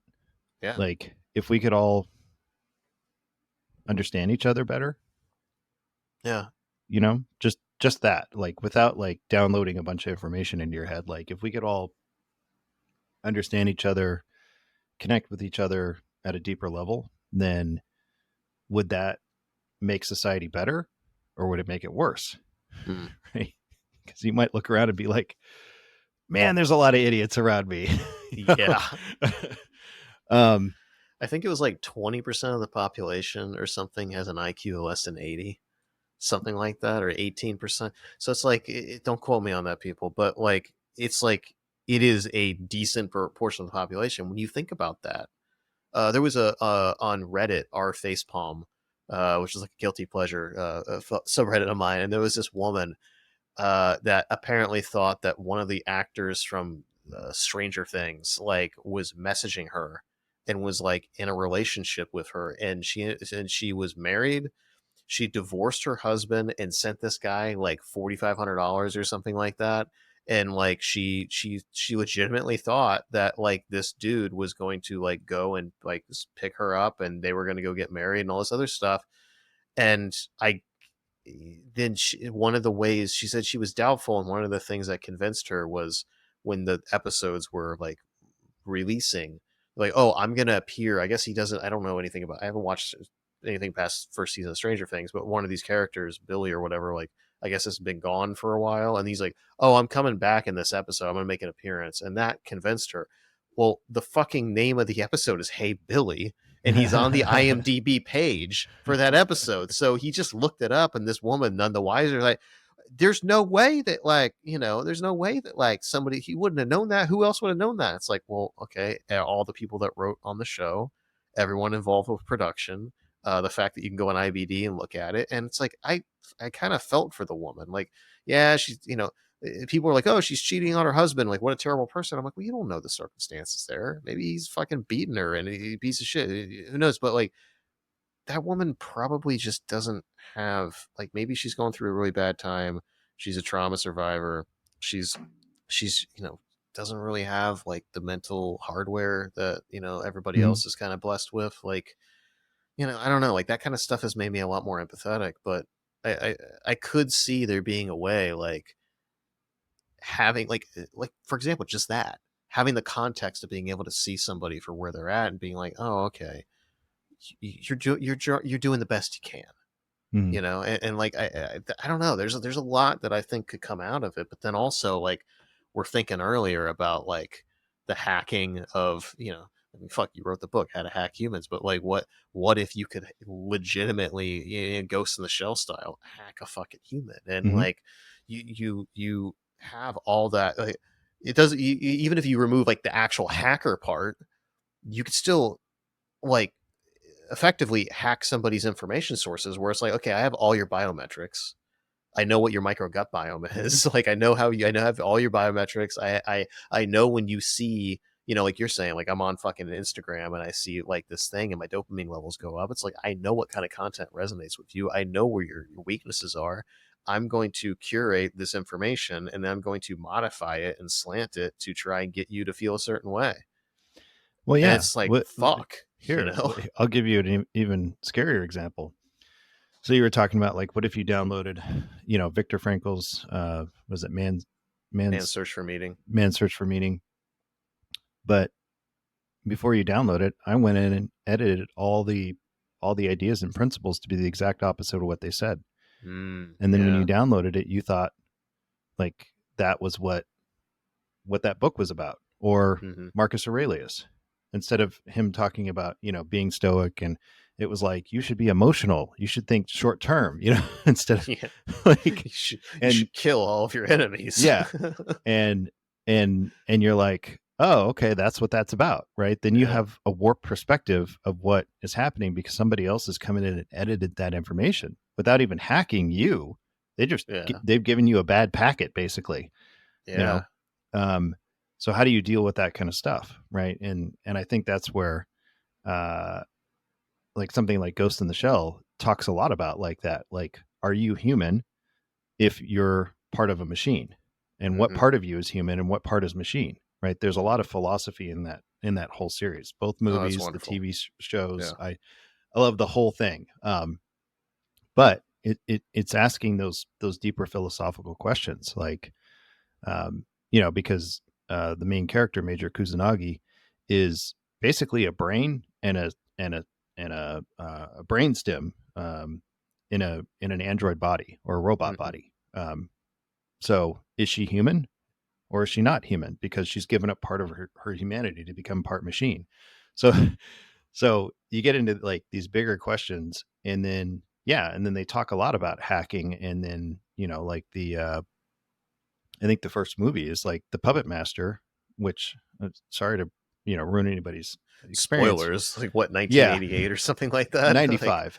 oh, okay, I'm way um, off. I think I yeah, was thinking Akira, but yeah. Akira's 80 something, 87, 85. Anyway, Yeah. um, so at the end of the movie, you find out it's this AI that has become sentient and is starting to hack into people and use them and control them for its own means. And they think the whole time that they're chasing a human hacker, and it's like, no, it's actually an AI hacker, and this AI hacker is hacking people to the degree where they think that they, like, there's this garbage man, and he thinks he has a wife and kids and a dog, and he's just going to work, and he's under this impression that like he's living this life that he's not, and the hacker's using him to, I can't remember what he does, like plant a bomb or something. um Again, somebody can fact check me, but the idea is that this guy doesn't even know he's being hacked. And so, like, and it's not even a human who's doing it, it's a AI. And then at the end of it, like, Kusanagi kind of has to come to this realization and say, she ends up kind of merging with this entity to try to stop it. And so, um and that's where you get all these questions of humanity and what happens if we do get, what is it, NeuroLink, is that what it's Yeah. called? Yeah. Yeah. And then how safe is that? Like, it could be amazing. Like you said, it could lead to a second enlightenment, or it could lead to a bunch of people potentially being hacked, being controlled through misinformation. How extensively does that link, um, affect us, affect our view of the world? And again, then is somebody like a bad actor coming in and trying to push humanity in this direction? And you know control the masses. And, Yeah. so, so Daddy Elon. yeah. That scares me. It's God, like the way he's been. I I'm gonna. I used to defend Elon and be like, people called him a grifter, and I'm like, that's not true. Like, he seems like a good guy. God, was I fucking wrong? Like, he's just like a Twitter edgelord. That's like the world's richest man. Like, it's just that dude, man, the fucking fall from grace. Like, it's crazy. But like, that's the thing. It's like, what do you do? Like, I look at somebody like him, and let's say, for example, he's one of the first people to get the NeuroLink implant, and I'm like, it is like unlocking God mode, hmm and let's just say it works as advertised, and like he just becomes superhuman, and like he's like Ozymandias from fucking Watchmen. He's like four fucking steps ahead of everybody, and it's like the governors of fucking human potential is just unlifted, and he just is playing 4D chess with everybody, and he has all the world's resources.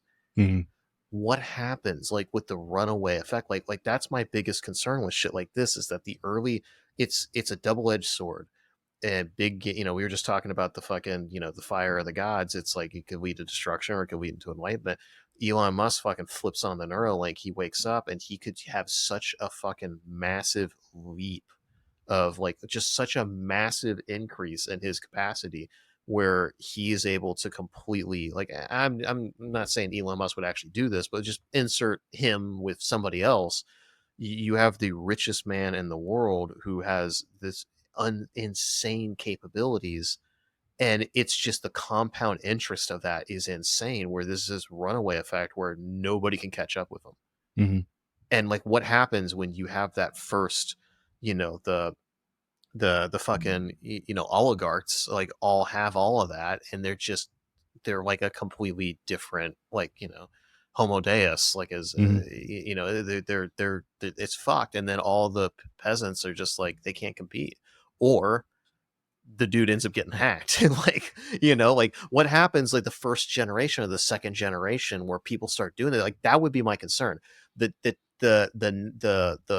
super experimental, like progressive part of me would be like, fucking hook me up, like I want to try this, I want to try it.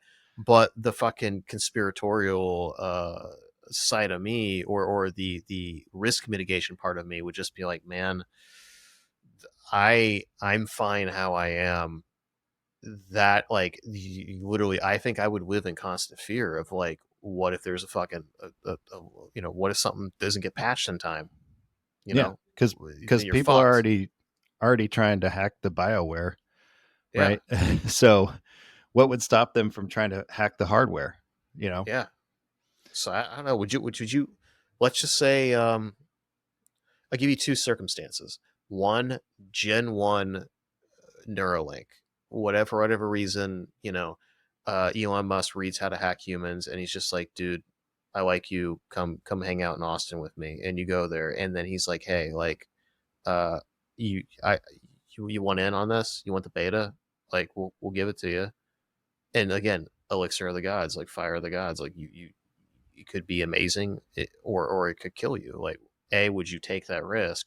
B, do you think you would do like Gen 4 or Gen 5, where let's say it's like 8 years in, seems to be fine. There's this now social, it's become it's become like a make America great again hat, in the essence that like, it divides people. Like, oh, do you have an implant? And there's a You lot mean of like the people. vaccination? Yeah, that's even better. It's the vaccine, dude. Like, okay, okay, that's perfect. Sam Harris has been the one that's been saying like vaccine was a dress rehearsal for something else, like something worse. I think he was talking about a larger pandemic or some sort of existential threat. But I view something like Neuralink as an existential threat. Like, it could be just as much. Somebody could put a fucking malware on there that just disables everybody. Like, you don't know. So it's Yeah. like, let's say it's like Gen 4 or something like that. It's been around for 6-7 years. Seems safe. No major problems. A little buggy, the first like version, but it's been ironed out. Do, So do it's you like an do you iPhone. Yeah, it's like an iPhone, but it's like hooked up to your fucking brain, and like do you do you get it? Do you get Elon Musk's like Willy Wonka like experimental version, even though it could make you have, it could completely like, you could have the biggest unfair advantage imaginable if you're an early adopter. Do you take that risk? If I was in my 20s, I was a pretty big tech head, and so my answer would most likely be yes. In my 40s, I've become skeptical, I guess, of everything, and so I've definitely moved more into the camp of wait and see. Mainly because in your 20s you kind of think, well, I'm in my 20s, I'm going to live forever, and if something goes wrong, I'll be fine. Yeah. I can recover. As you get older, I'm 45 now.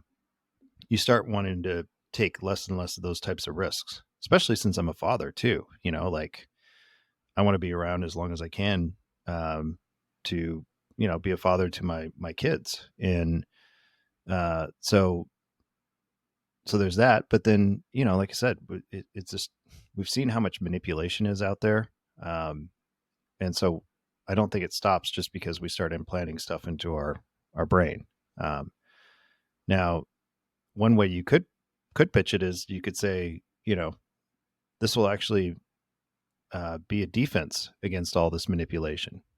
You'll be able to think clearer. You'll be able to, have more information. You'll be able to make your own decisions, and not just believe everything that's being told to you, because you can process massive amounts of information like a computer, Mm-hmm. and figure out like what the truth is. So there's lots of different ways it could go. So I would say, if you said make a decision right now, I'd be like, yeah, I'll pass. That, because that's just where I'm at, as far as where I'm at in my stage of life. And Is that both like Elon beta version and Gen 4, like after it's been kind of established oh yeah, I might as even safe? pass on Gen 4, like at this stage of my life. But if I was 20, I'd be like, sign me up, Elon. I'll be there in 3 hours. Honestly, I'm right there with you. Like, I would be tempted on Gen 4. I would be very tempted. I would have to do, I could not give you an answer right now on that, honestly, Oh because I yeah, think, research, due diligence. I would go through yeah, that whole process and then make a decision. yeah, So beta, I'm right there with you. Early 20s, even like 5 years ago, I think I would have done it. It's just changed. It's like, married now. I got a bunch. It's just, I don't know. Like, it's changed. Also, like, I've calmed down a lot. Um, same. Really, for me, I have ADHD, and I've known that for a while. I was on Adderall, and like, I don't know if we talked about this, but like, I was only diagnosed 2 years ago, maybe 2.5 at this point, 3, I don't know. But time's flying. But with bipolar type 2, so all those years that I was on an amphetamine for my Adderall, it was like jet fuel for my manic cycle. Mm. So like, I, you know, being a business owner, feast and famine, the ups and down. The ups, I was like manic, and I was like just working on stuff. And the crashes, the downs, I would crash. Like, you've been on both sides of the, maybe not the manic cycles, but entrepreneurship kind of artificially recreates that. You Hmm. know, and but now that I'm on medication for a mood stabilizer, like, I have leveled out a lot, and personally, my own just journey. And I don't know, I used to be super novelty seeking, like pushing the boundaries, all this other stuff, but I'm just really not that way anymore. I think I'm still way more experimental and progressive than the average person, but compared to what I used to be, I don't know. It would be so tempting in a lot of ways, because like, but I think I'm genuinely really happy with how I am and where I'm at and the direction that I'm going in, where I don't think I would feel the need to do it. I don't know about you, I was really miserable in my early 20s. I was miserable.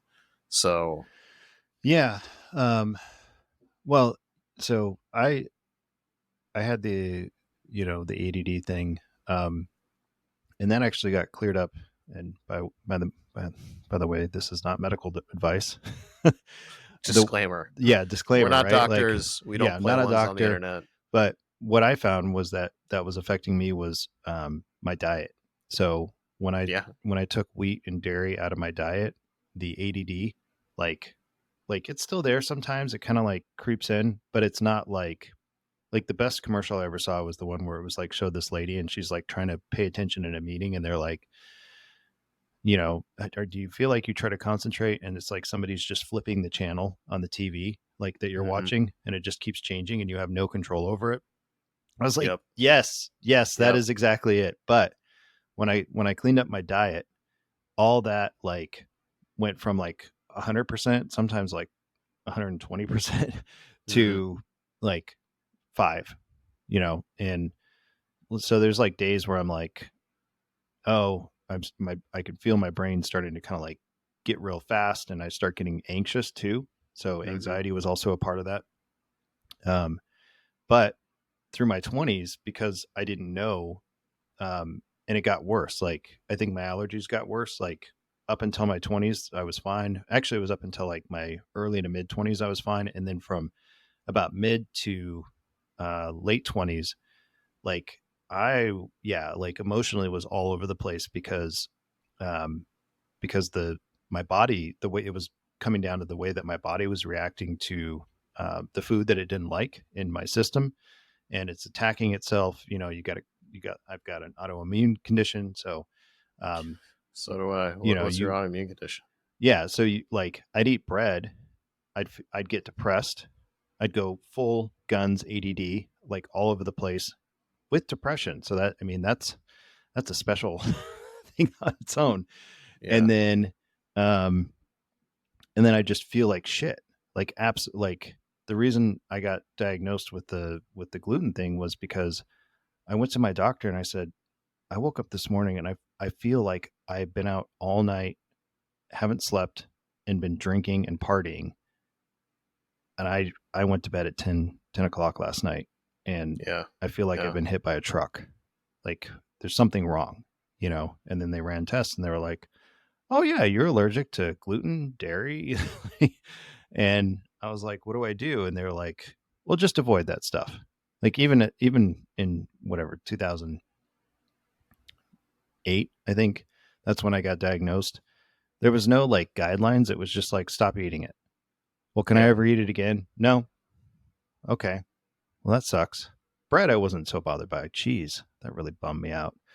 Although the vegan cheeses are much better than they were 10 years ago by a mile. Curious, is anything like beer or like anything fermented, does that bother you? Well, I don't drink beer because that has gluten. Um, Huh. but I can have what is that stuff? Kombucha. Like I can have a hard kombucha, which is a fermented type thing. It Yeah. doesn't seem to bother me at all.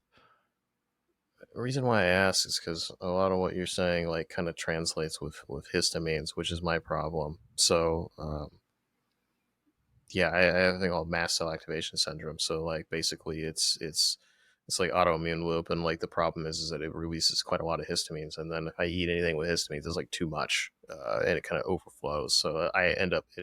I thought I had allergies for so long, but I would go to ENTs and they would be like, "We did all the tests. Like you're not allergic to anything that we can test. We don't know what it is." Mm. Turns out I wasn't actually allergic per se. It was actually just the mast cell activation. But dude, it's fucking insane how many entrepreneurs that I know that deal with some sort of mental health issue, like say ADHD, anxiety, whatever, and they have autoimmune conditions. Mm. It's nuts. It's so prevalent. Um, I'll send you some info offline, but like, yeah, it's crazy. How has what's helped you the most, other than just getting off that stuff? Like, was it you stopped and then you're cool, or was there other It effects? it took time actually, and partially it was because I didn't want to give up the stuff. So like I'd be good for a week, and then I'd be like, I can have some bread. It's not going to be so bad. And then I'm like super hyperactive, anxious. I'm like I could at least detach enough from myself to be like, this isn't good. Hmm. And then as I got older, like the wheat started causing depression, and it was weird because it's like everything's fine. I'm not upset about anything. I'm not in conflict with anybody, and I'd accidentally get something because I didn't pay attention to the fact that they used wheat as a binding agent in an ingredient, right? So it wasn't even obvious that it was wheat. It just somebody used it Yeah. for Yeah. some reason, and I was too lax. I didn't read the ingredients, which I have to read the ingredients of everything now, Yeah. and so I'd eat something, and then like I just start getting depressed, like, Mm. and I'm like mentally going, I'm fine, there's nothing wrong, but I would feel like that heavy, sad, wet blanket feeling of depression come over me, and yet I'm like, but I'm not depressed, but I feel depressed, and so I did some research on it. It appears that it's what's causing it is the inflammation is going up into the brain, causing inflammation in the brain, and the brain's starting Mm-hmm. to go, what the fuck's going on? Yeah. Yeah. And that's it. So it's a side effect of the autoimmune system fighting against the the glutens in, and there's something else, I can't remember what it's called, that your body reacts to if there's too much of it. It's like a lectins, I think, Mm-hmm. was the other thing. Um, Whereas like with dairy, I can't do casein, but I'm not lactose intolerant. But casein Mm. is, or casein, or however it's pronounced, is the stuff. It's the protein that makes cheese gooey. I can't eat that. I haven't tried to do whey, because it's still like a milk protein, so I kind of avoid that. But like, it took me a while to like I said, get to the point where I was like, okay, I'm really, really giving this up. And then it also took me a while to get to the point where I'm like, oh crap, I got to read all the ingredients. If I go to a restaurant, I got to ask questions. I hated doing that, and I felt embarrassed when I go to a restaurant and be like, does your steak come with butter on it? Like I felt like an idiot Yeah. asking these questions. But now I've gotten to a point where I'm just like, yeah, no, I want to feel good. I don't want to be crazy or get anxious or depressed. So I'm, everywhere I go, I got to ask questions and I got to read labels, and for the most part, every now and again, I'll get something. Like, I wouldn't even say once a year, like maybe every couple of years, I'll get something because I just was lazy that day and was like, why would there be dairy and rice? And it, for some reason there Yeah. is, Yeah. um, so that's helped a lot. With the anxiety stuff, I started meditating a lot, and that helped. And just doing 20 minutes of like a guided meditation. I found that the guided meditation helped keep me focused. Whereas if I just listened to music, like meditative music, my brain had a harder time staying in a focused state for extended periods of time. Yeah. So, and it was hard to get into in the beginning too. Like, it was like you close your eyes, you're listening, and your brain is like a 2-year-old going, look at this, look at this, look at this, look Mm-hmm. at this, look at this. And you're like, damn it, I'm trying to focus here. Shut Yeah. up. Like, and so it took me like, I think like a month and a half or 2 months before I actually got to the point where like I was able to go like, you know, 5-10 minutes. And then I just kept doing it. And then after that, funny enough, I think I did it for like a year to a year and a half. And then I just got to this place where, like, I don't know if I re-encoded my brain or the neural pathways or whatever. Funny enough, with my interest in neuroscience, I've never looked really hard at like the neuroscience around meditation. But I found that like I was in a better place. I didn't have anxiety. And so I actually stopped doing meditation. And then every now and again, I'll go, oh, I'm in kind of like a stressed place or I'm anxious. And that's just really just like outside circumstances, right? Like you said, being an entrepreneur, things go wrong. You get stressed, right? And then I have to go, okay, let's sit down. Let's do it 20 minutes. We'll just do a little touch up paint here. and then that kind of helps get things back in place. It's like, you know, I see it as like going for a back adjustment. Like, you don't need to go every day for a back adjustment once your back's like in a good place, but like every now and again you might need it to get cracked because, it's slipped out of line over the course of a period of time. And so that's kind of how I use it. And then, you know, part of it too is just understanding and accepting yourself. who you are. And I think we talked about that on the first podcast, but Yeah. Yeah. there's a lot of cognitive dissonance because you see yourself different than you actually are. You're not being honest with yourself. You're trying to hide things about yourself. You're trying to pretend to be something that you're not, instead of just going, no, this is how I am, Hmm. and being okay with that. And, people call it self-love and stuff, but, I just think it's just being honest with yourself, So, Yeah. so that, all that I think contributed to what I needed to get to a much more balanced place. I think as I got healthier, I also started to remove people from my life that were unhealthy and bring in people that were healthy. And um, so that made a big change, because then there were less outside influences that were causing drama in my life. Like, we've all been there, where we have the friend that always everything is going wrong, Oh yeah. and you love them and you care about them, but like, they're always coming to you saying, my relationship's failing. I got fired from my job. I'm, you know, this thing happened. And they're just like creating all this drama in your life. Like, and, um, so I started removing people from my life. So then that also brought down the stress level. And, sorry, I keep going off to the side here, getting blurry. I'm the faceless man. So all those things kind of contributed, but it's, I think as humans, we're all very different as well. So what I did may not make any difference for like you, right? Like, you might be like, changing my diet did nothing, but I did this other thing that helped. Like you said, you know, with some of the medication kind of helped get things back to a more balanced state. So I'm not saying everything should be 100% organic and, change your diet and that's going to fix everything. I think you got to figure out what works for you. Because we're all special snowflakes.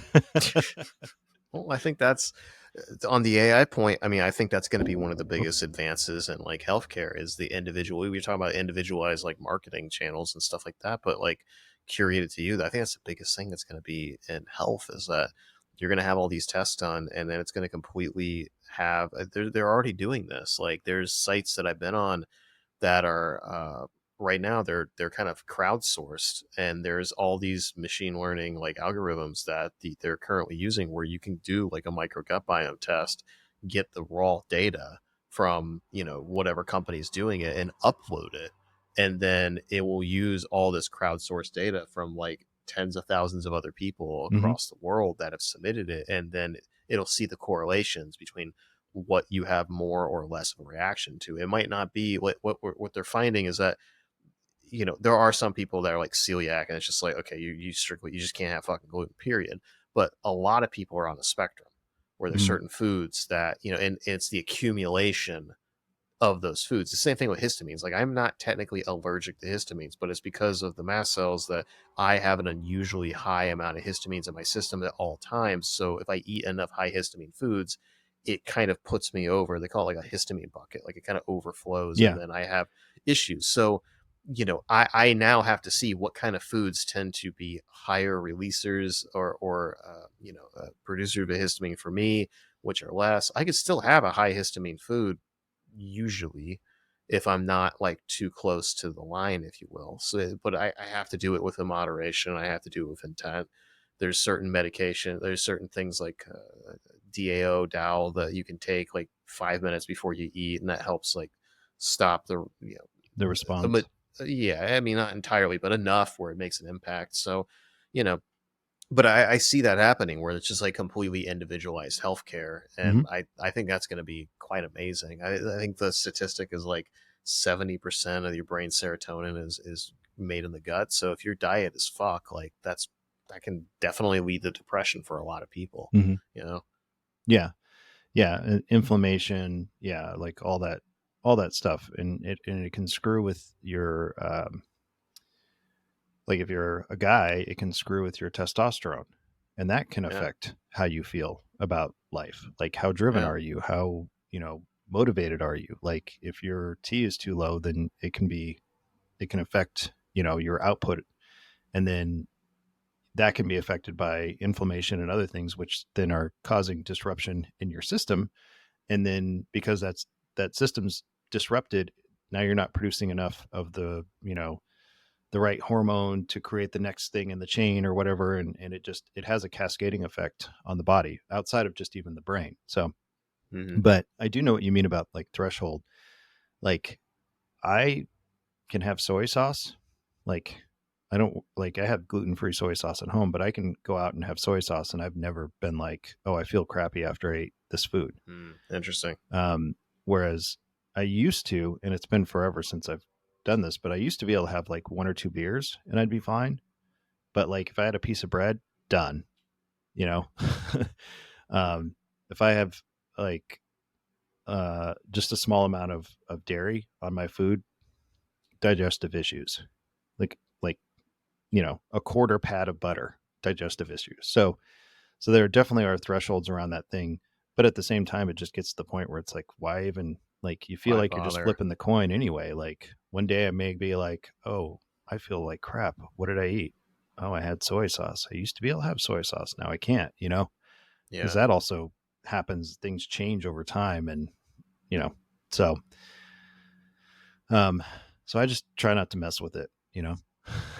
Yeah, I'm the same way. Like, I was on a very strict elimination diet for a while with the Cleveland Clinic, and like, dude, I couldn't eat out. We would go almost exclusively to Japanese restaurants because I could get rice. I basically just asked for chicken teriyaki minus the teriyaki sauce, and just use like salt and pepper. And generally, I never had anybody bat an eye. They're like, okay. I just say, hey, I have food sensitivities, like just that. And some of them would even be like, we can make that separate, like from other stuff if you want. Like we can clean an area Hmm. of the grill and do it. And I was like, yeah, that'd be great. Thank you. Never had a problem. Always really cool.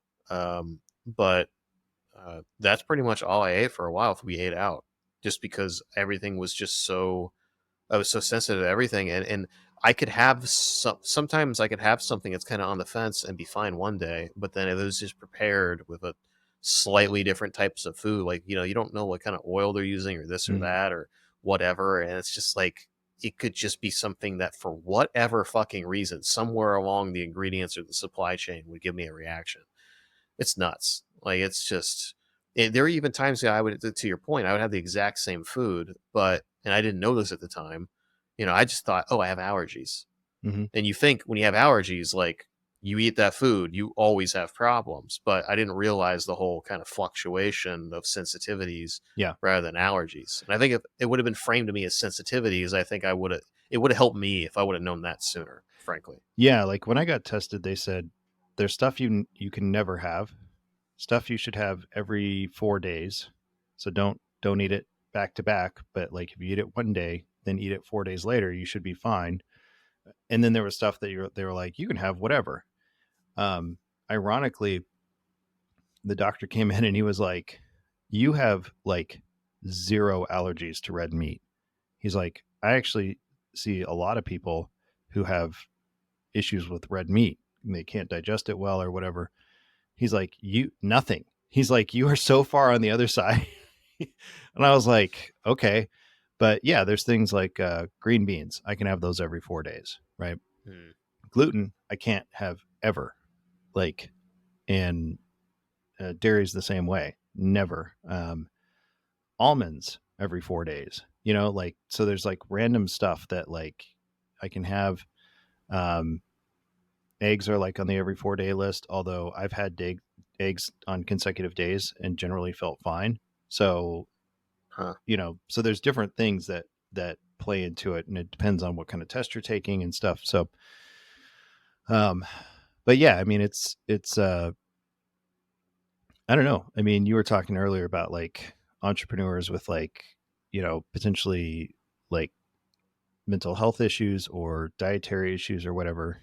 And it's like, I see it again as a double edged sword where it's like, because you are ADD, you tend to put things together in different ways and see the world very differently. And that's great. And then you tend to do really stupid stuff at the same time. Like you forget important things because you're so focused on this other thing that you forgot that had an anniversary today, like, Yeah. but, um, so uh, or you can't find your keys, you know, like, like there's all that kind of stuff. So there's pluses and minuses, but at the same time, you know, you don't want people to be living, in a miserable state, even though they're an absolute genius, you know? Yeah. And Yeah. so, um, so that's a difficult thing. Like, where do you find that balance? And, um, you know, like for me, like being anxious and having my brain jumping all over the place, um, wasn't helping. So I Mhm. was like, okay, I gotta fix this. And plus I just physically felt like terrible. Besides the emotional feelings of stress or anxiety, like I just physically ached. Yeah. And so that actually was the bigger, push to figure out what was going wrong. It wasn't the stress and anxiety. I just figured maybe I just wasn't managing things well. You know, Yeah. like I was putting that on myself, not realizing that it was a physical, outcome of, you know, something that was happening inside my body. Yeah. So, like you said, like you start kind of putting two and two together, and you're like, oh, okay. So, yeah.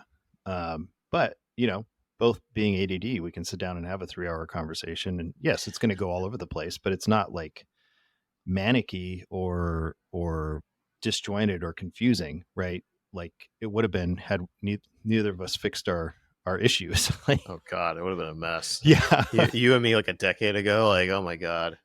Just fucking, there's that I mean, there's a lot of videos of like, there's this one video of a Shiba Inu puppy, and they're holding it up next to another Shiba Inu puppy, and they're both going, and they're both like just screaming at each. They're not barking at each other. They're both screaming just like into the void, but at each other, and it's just utter. And they're all just laughing because it's just utter chaos. And I feel like that's you and me like a decade ago. Oh Just yeah. Yeah. Us going out for a night on the town would be probably, ooh, buddy. go down as an epic story. Like, you know, like, Probably be a lot of fun at the time, not the next day, and maybe not the next week, right. but Right. uh, Well, that, I mean, yeah, that was the funny thing too, is like, um, you know, I used to drink a lot, and, same, same. um, but I would be fine the next day. Like I could Mm. drink, a fifth of Captain Morgan and wake up the next day and go right to work. No See, headache, no nausea, no pain. I'm gonna say part of that is the 6'8", because like I I had an ungodly tolerance, but yeah, if I had too much, I would definitely feel it the next day. Yeah. So it, like, yeah, I never felt it the next day. And so, yeah, like I drank a lot. And I think that also, you know, we've talked about this. I think that was also trying to manage like the Oh, for stress, sure. anxiety, the Yeah. ADD. It was like, it was self-medication basically. Um, and so like, even after I got my health stuff fixed, I still, I think it also was like the entrepreneurship, like you said, the ups and downs. Like I continue to kind of use alcohol in that way. Hmm. And it wasn't until in the last couple of years that um, well, I partially like pulled way back because of the jujitsu. Like you just cannot do jujitsu if you're dehydrated. Like you are so screwed. You're going to have a bad night. And, um, and then on top of it, I actually started getting hungover. Like, and I was like, Mm. oh, all Yeah. right. So this is what people talk about being hungover. Like you kind of feel slow, your head hurts, maybe your stomach's upset, maybe your body aches a little bit. Your brain is like, kind of feels like mush. So that also changed. And that's also gotten me to kind of like tone way back. Um, which, you know, so some of that stuff has changed just because of circumstance and just because I'm more interested in doing something else than I am in drinking. I've Yeah. actually gotten more driven the older that I've gotten instead of less driven, whereas most guys get less driven as they get older. Mm. Like there's more that I'm like want to do. I mean, that's why like I released a book and then an album, and then, you know, like this past, year I've released 5 tracks. I'm, um, you know, working on all this business stuff. I'm, you know, doing the course. I'm contemplating writing a second, a book on branding, and then a second book that's a fiction book, just for Mm. fun because I like storytelling. Yeah. So I would say part of that too is I for some reason, I feel like I have more purpose in my life than I did before, where like I just was an entrepreneur and I wanted to win as an entrepreneur and, be awesome and make money and all that stuff. And I didn't have as much purpose. And now I have more purpose around my life and what I'm doing. But I think also getting rid of all like the physical issues, the stress, the depression, anxiety, ADD, poor diet, like that also helped, I think, clear things up for me so that I could get more focused and, and then, like I said, just taking care of myself. Like I had to start, not only just following the diet that didn't allow me to eat the things that would screw me up, but I also had to start following a diet that like made me healthier.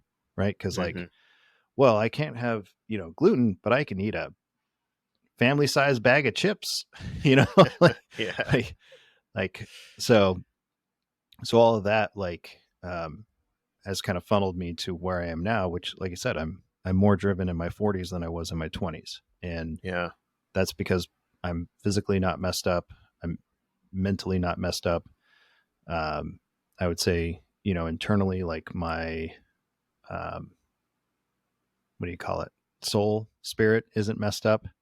Mm-hmm. Like, and I think now that those things are more in alignment, like I can get more throughput and things are more clear to me as to what is the next step and what do I want to do and where am I going. So that's at least my perspective on the other side of all that, health issues, bad diet, bad, coping mechanisms. Like I feel like I've made it to the other side of that. I hope. It from the outside. From the outside, it seems like it, man. I know. I mean, for me, it's like it's odd. Like I'm more ambitious now than I was when I was younger, but it's a very different flavor of it. Mm-hmm. Like I was ambitious when I was younger, just for like this like kind of manic achievement of, and really what I realize now is like it was just escapism. Like I was miserable and like I wanted something to chase. I looked at the societal rewards of like oh okay, if I'm really successful and all these things, then like I'll be loved and like I will feel okay and like I will feel safe. That was a big part of it. Like I never really felt safe. It's this constant feeling of like if I had enough money and I had enough security, then I could finally feel safe. And that would not like that money didn't matter. Literally, you could have put $1 billion in my bank account and I still would have been like at like in bed in this like palace and just felt like at any given time like an anvil was going to drop on me. Mm-hmm. Yeah. So And it's you're just just like I miserable. Yeah. exactly. And that's and so like now it's like I feel way more comfortable. Um and but my ambition is very internally focused in the essence that like I'm doing what I'm doing because I'm passionate about it and it's fulfilling to me, Mm-hmm. but it is becoming externally focused, not out of like this whole like oh I want to achieve all these things. It's more just like I just want to put good out in the world, but I don't need it. I used to need it. Now it's like I try to look at it as like okay, I'm giving excess or whatever, and like that's hard for me. This is going to be the first podcast episode when this comes out in 3 months. That's insane, dude. Mm-hmm. And it's hard. Like this is something I haven't really talked about on the podcast or publicly really that much. I've hinted at it a little bit, I think, on previous episodes Mm-hmm. and I think other podcasts I've gone on, but like it's hard as a super type A driven dude to be like, I haven't released an episode in 2 months. I haven't released an episode in 3 months. I haven't done any of these things. It's like it's hard to put it on pause because I want to do it, but Jesus Christ, I only have so much bandwidth, Right. and it's hard for me to wake up. There are days I'm like the horse in fucking like Animal Farm. Like I will work harder. Like I am so. But like there are days when I wake up and the brain fog and the fatigue is so bad, like I can barely get out of bed. Mm-hmm. Like I will get out of bed and I will just feel lightheaded and I'll like have to sit back down. And I'm like, oh shit, that's not good. And I have to go and take like fucking medicine and shit and like Mm-hmm. hopefully get the inflammation down. But I can't pound. I had an ulcer. Like I can't pound anti-inflammatories. Like A, that's not good for you, period. Right. But B, like it's particularly not good for me. So it's like I I have to be careful. And I'm on like, I take 55 pills a day, man. I'm not even joking. Hmm. I take somewhere between 45 and 55 pills a day on top of other stuff. So it's like, it's a lot. And so like I gotta balance all that on top of everything else. Like it's a lot of shit. And um it can be really hard when like you have this feeling. I'm sure you probably had this at some point, but I'm like, man, if I didn't have all this, what could I be accomplishing right now? Or what could I have accomplished? Yeah. You know? Like I think about that, but it made me who I am. Yeah. And if I didn't have all of those bottlenecks, I think I would still be off in like Manicville and just chasing like a dog chasing cars, and I would have never slowed down, Yeah. you know? So Yeah. No, I might legitimately be dead. I'm not even joking. yeah. No, I know exactly what you're talking about. So yeah, like, yeah, I mean, I can see that for myself as well. That, I might have just pushed too hard one day and, Yeah. did something stupid or drank too much one day or, um, something Yeah. and, okay, well, your ticket's punched, Yeah. like that's it. So yeah, I know what you mean. Cause yeah, like you said, the ADD, uh, definitely can make you, sort of manicky. At least that was my experience. Hmm. Um, and so that, you know, could have, led me down some dark paths, made some bad decisions, even if I didn't, punch my ticket, like, Yeah. where would I be? And, Hmm. um, so yeah, like I totally get what you're saying. Yeah. What? So, kind of looking at all this through the lens, like you're a storyteller. It's what you do. You've studied storytelling, and like I think about like the story. I just think me personally. I think about the story of my life, and there's a lot of arcs, and there's a lot of mini stories inside of it, Hmm. and there's all these things. But Plots and like my subplots. a lot of plots and subplots, some misadventures, some detours that it colored the experience, but probably could have been avoided.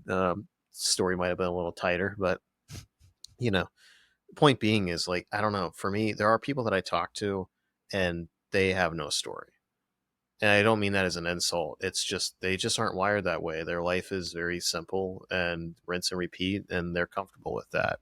For me, you can call it main character syndrome or whatever you want to do. I don't really care. But like to me, it's like it's like my life is like a narrative. Like I see a direction it's going in, and like I don't know the specifics, but it's very clear to me the direction that my life is going in and what some of the main beats will be. And like I don't know if that's just some sort of weird intuition or if it's like I'm just gonna will that shit into being, Hmm. but like it definitely sees that. And it could change. It probably will. But like I see where it's going. Everything feels like it's like building in a direction in an arc. And the last 5 years have definitely been that. Like I can see that arc. Like I can see that story. Um is that the case for you? Like what do you think the story of your life is right now? Um, so that's a great question. So to put it in a story format, I interestingly enough, I see sometime in my 40s, I hit the second act, um, Hmm. and I think that's partially because, like I said, I started to find purpose in being a storyteller, whereas Hmm. before I was a designer because I was good at design and people paid me money and I made money and money made me happy, right? Hmm. Like, but that's not really purpose. Like, it could be like. I'm not saying if you're a designer you don't have a purpose. I'm just saying Yeah, yeah, I'm yeah. saying I did something and people gave me money because I was good at it. But having a skill and a purpose are not necessarily the same thing. They can be the same thing, and for a lot of people they are. But in my case, um, my purpose I think revolves more around storytelling, um, teaching people about storytelling, teaching them how to use it, and um, just like so. Because of that, I started to feel like okay, the first act was me being a designer, me being a creative individual. The second act is me being like a storyteller, a business owner. Although I was running a business, I kind of just saw myself as a freelancer with a bunch of people that I worked with, right? Like Mm. not as like a CEO or a visionary or a leader or any of that stuff. And that was when I, had 20 some odd people working in my company. I still saw myself as a freelancer surrounded by a bunch of other people, not really as Yeah. like the guy who is leading this thing forward and knows where we're going. So that I see the current aspect of my life as a second act. How long that second act will go, I don't know. If it was a movie script, your first act is about 30%, your second act is about 60%, and the third act is about 10%. And so, Yeah. and that's kind of the end of your life. Like, so I may be in the second act for a while, but like, that's kind of how I view it from like a storytelling standpoint. Mm. There's another interesting concept, which I know we talked about something last time we talked, but I am very interested in Jewish philosophy, even though I'm not Jewish, culturally or religiously. But uh, I think it's like the Kabbalism. Like they talk about like that your life is a story, and there's sparks that are all around you, and if you see the sparks, you can start putting them together and start to realize the narrative of your life, what it looks like. And the way they describe it is like, you may have a book, and that book may have thousands of words inside of it. But then those thousands of words make up sentences. Those sentences make up paragraphs. Those paragraphs make up chapters, right? And then those chapters make up the book. And Mm-hmm. so your life is oftentimes sometimes just letters. And then you start to pull the letters together and you get a word, and you pull the words together, you get a sentence, right? And you start kind of pulling meaning together. And then that starts to become part of your story. It's a very interesting perspective. And that's one of the reasons why I like listening to Jewish rabbis and philosophers, because I think they have a very different perspective than other groups that I've listened to. So, so that's another way to look at it, is that, this moment right here with us talking for 3 hours might be a paragraph, but it might just be a sentence, or it might be a few words in the greater story of your life. Yeah. Depends on how much meaning you give that, and Mm-hmm. um, and so that's another way to look at it. Hell yeah, man. Anything else we haven't touched on? You want to tackle? Um, no, I mean, like I said, I I can keep going for a long time, but I think we've covered a lot, and like you could probably break this up into like 3 shows. You could be like, okay, we're going to talk about AI, and then we're going to talk Yeah. about Yeah. politics, then we're going to talk about you know entrepreneurship and all the craziness that makes us entrepreneurs. Yeah. Yeah. I actually real quick. I'm just curious. Anime. Are there any anime you've been watching lately that you really like? So if I had to give you a recommendation, I said, okay, here's the one thing you should watch. If you're going to only watch one thing this year, and this is going to sound absolutely ridiculous. So if you're not familiar with this show, you're going to be like, what? It's called Chainsaw Man. Oh yeah. Yeah. Okay. Yeah. I watched that. Yeah. That I think that's been one of my favorite things that I've seen in the last year. So interesting thing about Chainsaw Man is that I didn't know much about it, but I was at this like my kind of my home coffee shop in town, and the dudes were just like, and we had talked about like Evangelion and Berserk and stuff like that before, so we Yeah. kind of established Yeah. that like, okay, I like your taste and stuff. And so they were just kind of talking about Chainsaw Man. They're like, dude, it's so crazy. And then I asked about it. They're like, oh, you got to watch it. I was like, all right. So I started watching it, and my one friend, like my best friend, like he's historically not been really an anime.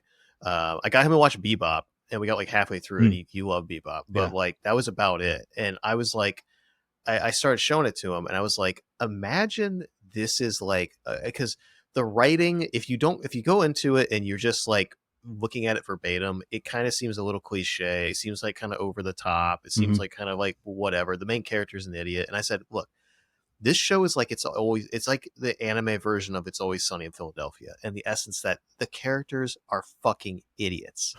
Like they're morons. They're supposed to be morons. The show is like a study of a bunch of morons that like have superpowers. And I'm like, so it's self-aware. And then once we watched it, he's like, oh, this is great. You know, because like it's kind of like making fun of the cliche archetypes of anime characters in a lot of ways. And I think that was the key, being like, this show is very self-aware. Uh, and so he went into it with a very different perspective, I feel like, if he would have watched it without that framing. I don't know. Yeah, I mean, I just think the storytelling is absolutely fantastic. I mean, Denji, who's the main character, goes through the hero's journey in the first episode, Yeah, yeah. like without giving too much away, because that's at least something that hasn't come out 20 years ago that we're talking about. He goes through the hero's journey in the very first episode, and you're like, okay, where's the story going to go from here? And then you're introduced to these characters, and some of these characters, well, I would say, like to use your example, Mythic Quest, if you've ever watched that. No. So Mythic Quest is the same way. You're like, these people are freaking idiots. And then over time, you get to learn more about them, and you actually like, yes, they're idiots and they're kind of crazy, but they endure themselves to you because you realize that they are flawed individuals, that everything is not perfect in their lives, that they some of them the reason they're acting the way they are acting is because they're coping with the Yep. stuff going on in their life, and that's how they're responding to it. So like the first couple of episodes, you're like, same kind of thing. Like these people are insane and they're morons at the same time. And then by the time you end the season, you're just like, holy crap, like this is amazing. Which unfortunately, the second season sucks and the third season gets better, but then it's still not as good as season one. So pandemic stuff. But um, yeah. So anime wise, yeah, like there's like the character when they get stuck in the hotel, the girl that like wants to just push Dingy down Yeah, the yeah. elevator shaft, and you're like, this chick's losing her mind. She's absolutely insane, and she's going to do whatever she can do to get out of it. And then when the whole big event happens towards the last couple of episodes, and she actually takes out that, OP as shit. yeah, you're like, holy crap, Holy I did shit. not know that she was going to do, like, she's like fast and like Yeah. ruthless, and you're like, damn. So, Where was that this whole time, yeah, you know? yeah, but again, again, it's the thing that makes characters enduring and interesting is their transformation, right? When we're Mhm. introduced to her, she's weak. She wants to throw Dingy to the wolves to save herself, and then when the whole thing goes down, she actually is a fierce fighter. Like, Yeah. I think I can't remember if she saves the guy or at least tries to save the other guy that gets attacked with her. I don't remember what happens, but the animation is fantastic. The characters are yes, they're wild, they're kooky, they're stupid. Like Power, you know, who's the human demon who thinks, you know, she's the greatest thing ever, To put basically. it into perspective for people that haven't seen it, the author of the manga, the original creator, he basically his main inspiration was Eric Cartman. So basically, he's just like, I want to do Eric Cartman in the body of like an attractive young girl demon, Japanese demon person. So it's like, it's absurd, and I love it, and her character is just wonderful to watch. Yeah. It's fun. Well, and I think Maki is a really interesting character, especially when you see her power in action towards the end, like what she's able to do. Like, because you don't really get a good feel for her. Like, she's the girl that he's in love with. That's his boss. Yeah, yeah. And then at the end, like when all that stuff goes down at the end, which that was a just totally came out of left field. Like, um, all the things that go down with that group, and then her kind of coming in and being like, okay, you guys need to stop fucking around, and I'm Hmm. putting an end to this, and just starts just eliminating people left and right. Yeah, Like, yeah. Spoilers, but yeah, okay. So spoilers. I do recommend watching it. Even if you don't really like anime, if you are more of a serious person and you want to start off, I always say watch Bebop first. But that's a good kind of entry point, or Ghost in the Shell or Akira, any of those good things. But really like it. But all that said, ooh, I have not read the manga. Have you? no, For Chainsaw Man? Okay, so you and I are in the same boat. I'm curious what she's the devil of. And clearly she's like a devil. I don't know what it is. My hypothesis is that it's control or power, but like at the you same think time, Maki, or are you talking about Power? no, Maki. Like Okay, like is the actual like what I mean by that is like she's a devil of what, Well, they all have contracts with demons. I mean, that's what gives them their ability, right? Yeah, but I think she is a demon. She might be, but like, I mean, the way that they've set it up, She's got the eyes. right? Like her eyes are like yellowish or something. Yeah. The I mean, the way that they set up the rules for the world, everybody makes a contract with a demon, and then that demon takes something from them. Whereas power is she's like a reanimated corpse, although in general, the reanimated corpses are more like zombies. They're not like capable of thinking. So she is a Yeah. slightly different type of thing. But like, if we found out Maki was actually a demon masquerading as a human or something, honestly, I mean, with all the things that go on in that show, would that be that surprising? No. No. Just I feel like she's definitely like a demon. I can't figure out what it is because she seems to be able to just manipulate everybody around her, and she does nothing for it. Like she does not earn it at all. Like she's just basically like, yeah, y'all are my toys. And everyone's just like woof woof. Like like they just go along with it. But her personality has not earned like the love or really respect of anybody. So it's just like it seems like she has some sort of manipulative pull. Um, but it's like also like the fact that like that one dude tried to like murk her and she just looked at him and then he started doing a nosebleed and then just died. So she seems to have some sort of way of being able to manipulate people physically and potentially emotionally. But then she's got the shit where she's just like straight up just does the little like Yeah. hand thing and then people just die. Yeah. It just explodes. So it's just like, what is that? Is it the power of manipulation and she can physically and emotionally manipulate people? And that was her manipulating that person and like literally like squeezing them to death. Like, I don't know. Like, that's why I'm trying to figure Well, out like I the assumed that because she had those individuals in front of her when she was using the hand twist power, that was a sacrifice to whatever demon that she's using the power of. That's how I interpreted it. But um, like you said, I haven't read the manga and we're only on season 1. So yeah. That's why like I guarantee like I find this interesting because I bet people that are listening are just like, you fucking idiots. Like it's this. But I want to listen back and see like how close we were and all that stuff. It's always fun. What have you seen Bungo Stray Dogs? Have not. I haven't even heard of that. Okay. The earlier seasons are better. It's up to like season 4 or 5 now. And it's because it's hugely popular. It's about it's kind of like X-Men. Like everybody has superpowers and they're all unique. And there's this detective agency that has all these superpowered peoples. And then there's the mafia group in this town that also has superpowers. And they're just kind of fighting and stuff. But the animation is really good. The storytelling is, it's better than something like My Hero Academia, where it's like it's like 5 episodes to do the same thing. Like it's the same thing with like One Piece or Dragon Ball. Yeah, it's like 5 episodes to deal with one thing, and the plot doesn't move forward. Like this is a lot tighter. The animation's great. The characters are quirky and interesting. There's like a Sherlock Holmes character. There's like a guy who's not necessarily a Sherlock Holmes character, but he's like a super genius, but he like always is like wants to kill himself. And so he's like weird and quirky. They're all kind of weird and quirky in their own way. But the animation's pretty good. Like I said, first and second season are pretty good. I'm watching the current season. It's going a little off the rails into just goofy stuff that you're just like, okay, like the storytelling is not tight here. Like they've got they've got this vampire subplot, and I'm like, oh, this is boring.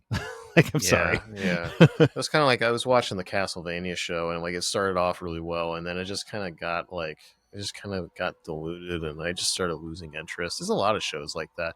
The Harley Quinn show, which I would have never thought I'd be interested in, but people on Reddit are like, no, it's actually really good. Mm-hmm. And so like they ended up like, it starts off basically as like The first episode's great. Like, it's fantastic. Like, it's like super cool. Like, the Joker and Harley Quinn just straight up murk people, like just kill a bunch of people. They make all these jokes about, like, rich old oligarch guys. Like, it's great. Like, it's really gritty. I didn't think it would be. Like, I didn't think that, like, DC would allow, like, a show like that with, like, all their main characters. And I was like, this is great. And then me and my friend and my wife, like, all watched, like, the first couple episodes, and we're like, man, this is great. And then as the first season goes, like, it starts to get more like jumping the shark. It starts to get, like, more and more wacky, and the characters get kind of dumber. And then by the second season, I'm just like, this is not where was that first episode where everything was, like, really gritty and self-aware and whatever. I don't know. Like, it just seems like a lot of these shows go through that arc. They start off so fucking strong, Mhm. and then they become almost like caricatures of, like, what they were. Like, they just get, I don't know, they get lazy, bored, the filler. I don't know. Yeah. Did you know that they're actually doing a so for the non-anime nerds, they're doing an isekai, which isekai means another world. It's a whole genre of anime, but they're doing one with Joker and Harley Quinn, and I don't know if Batman's in it, but they basically get transported to another world, and Huh. and it's an anime. So it's going to be the Japanese style anime, but with Harley Quinn and Joker. Nice. And I can't remember what it's called. I just saw an ad for it, like it's been like a month ago. So I don't know where that's coming out. If that's going to be like, since they're DC characters, if it's going to be on Max or if it's going to be like on something like Crunchyroll or Funimation. But that's coming out. That's kind of interesting. And then an old animation throwback that you may or may not have seen. They actually just dropped Venture Brothers movie. Oh yeah, yeah, yeah. That I can't wait to watch that. We are trying to rewatch the last two seasons because it's been so fucking long, yeah like, since I've watched them. I like the last two seasons. I don't remember the last one, honestly, what happened. I don't really remember, but I like all of Venture Brothers, but whenever I rewatch it, it's always the first, like, handful of seasons. But so yeah we're gonna those are the rewatch best. But for sure the David Bowie episodes. Jesus Christ, like, hello, I'm David Bowie. Like, I just, like, my favorite fucking line is Iggy Pop, and he's just like, 50 years of 50 years of being your dog, 50 years of playing the idiot. And I was just like, oh my God, that line is so good. If you don't know, one of the Stooges, which was Iggy Pop's, like, band before he went solo, one of their biggest songs is, like, I Want to Be Your Dog. And then, so you got that, and then Diamond Dogs, which was Bowie's album. mhm. And so you got the 50 years of being your dog, and then 50 years of playing the idiot, which is amazing because that is basically, no offense to Iggy, and I'm sure he would probably admit this, it's more of a Bowie album than it is a pop album. That was basically the album that he did as an experiment to kind of test out what ended up becoming, like, Low. So it's very different than anything else in Iggy's, like, discography. So it's just like 50 years of being your dog, 50 years of playing the idiot. Like, I'm playing this shit that's, like, basically your music. And, like, I was just like, God, they're so good, man. The writing in that show is so good. Uh, Yeah. even a line like that, a simple line has, like, five different fucking vectors to it. Like, it's just so good. Um, Yeah, so apparently the movie's supposed to like conclude the whole series.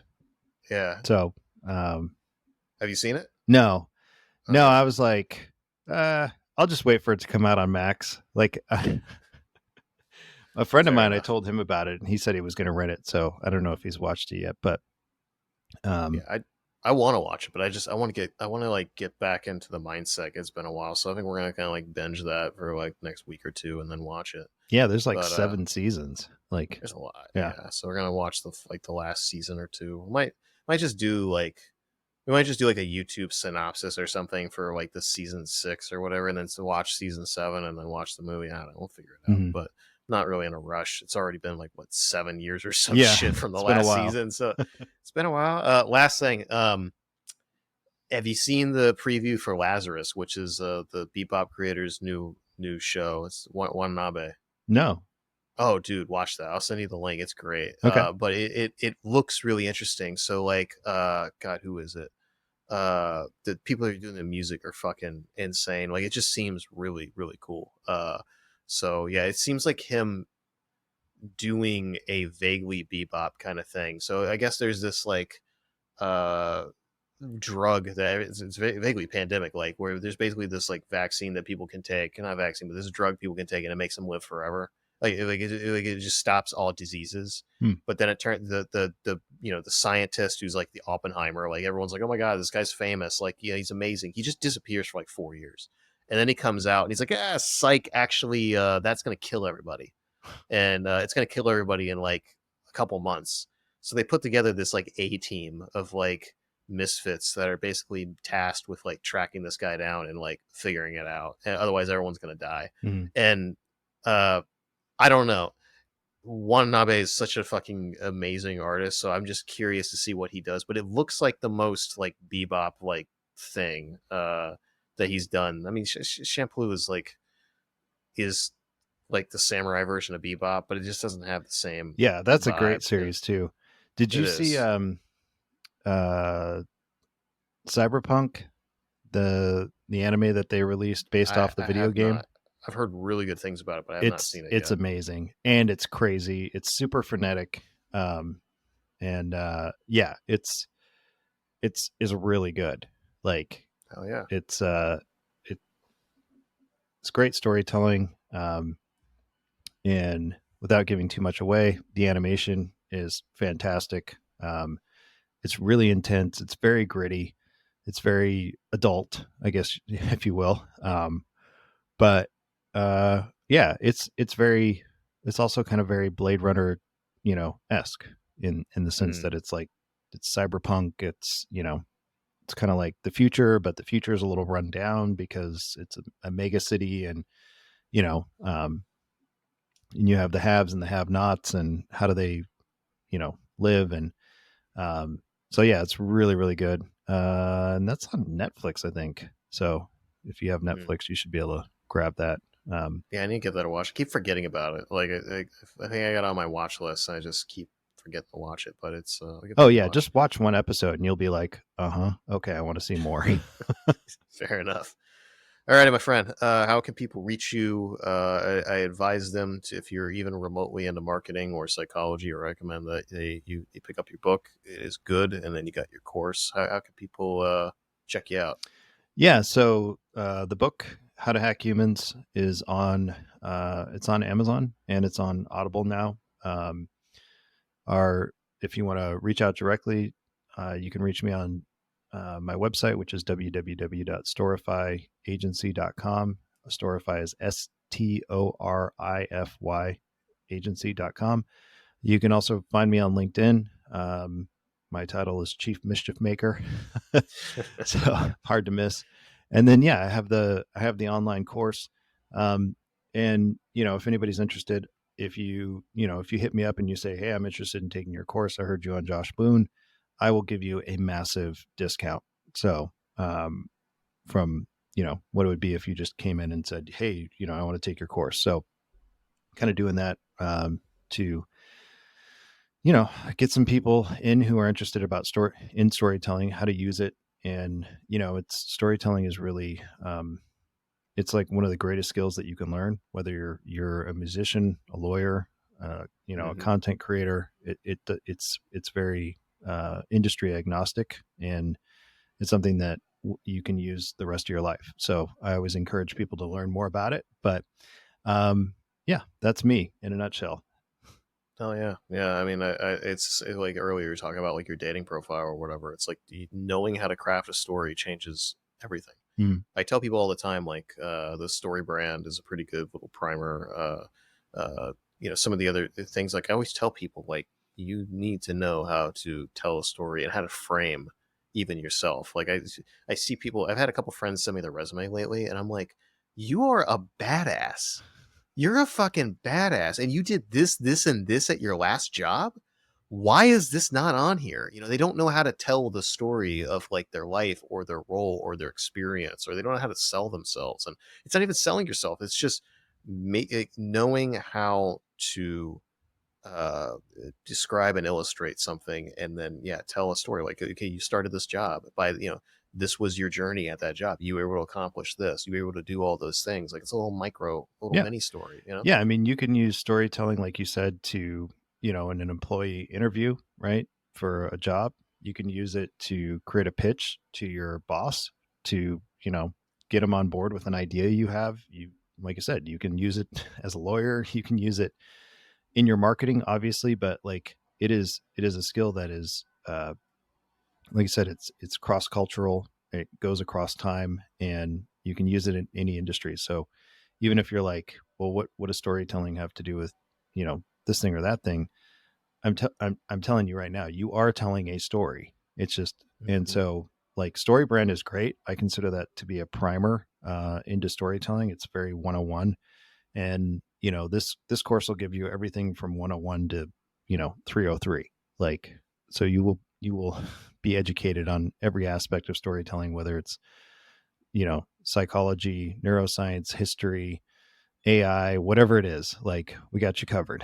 And we also, the videos are fairly short and straightforward. So I don't like to spend a lot of time just talking. Like, I can do that on a podcast, but when I'm ADHD teaching, friendly. like, I want to fucking get to the point and make sure Yeah. you understand the key points and give you pretty much the cliff notes of the stuff you need to know and understand and pay attention to. And we'll just cut out all the rest, like Mm. all the hyperbole and all that other stuff. Beautiful. Love it. All right, my friend. Thanks as always for the jam session. Until next time, thank you so much. Yeah, man. Thanks for having me. I appreciate it. And that is it for this episode. Let me know what you thought in the comments. And if you enjoyed this, it would mean the world to me if you give us a quick like on this video and subscribe to the channel. I know everybody asked for this, but that really is the best way you can kind of help us out. We'll be able to grow the channel, put more resources into this, and get some of the dream guests that I really want to have on for you guys. Also, if you use podcast apps, be sure to look up The Josh Boone Show on Spotify, Apple Podcast, or wherever the hell you listen to podcasts, and we show up on your feed there too. So, until next time, peace y'all.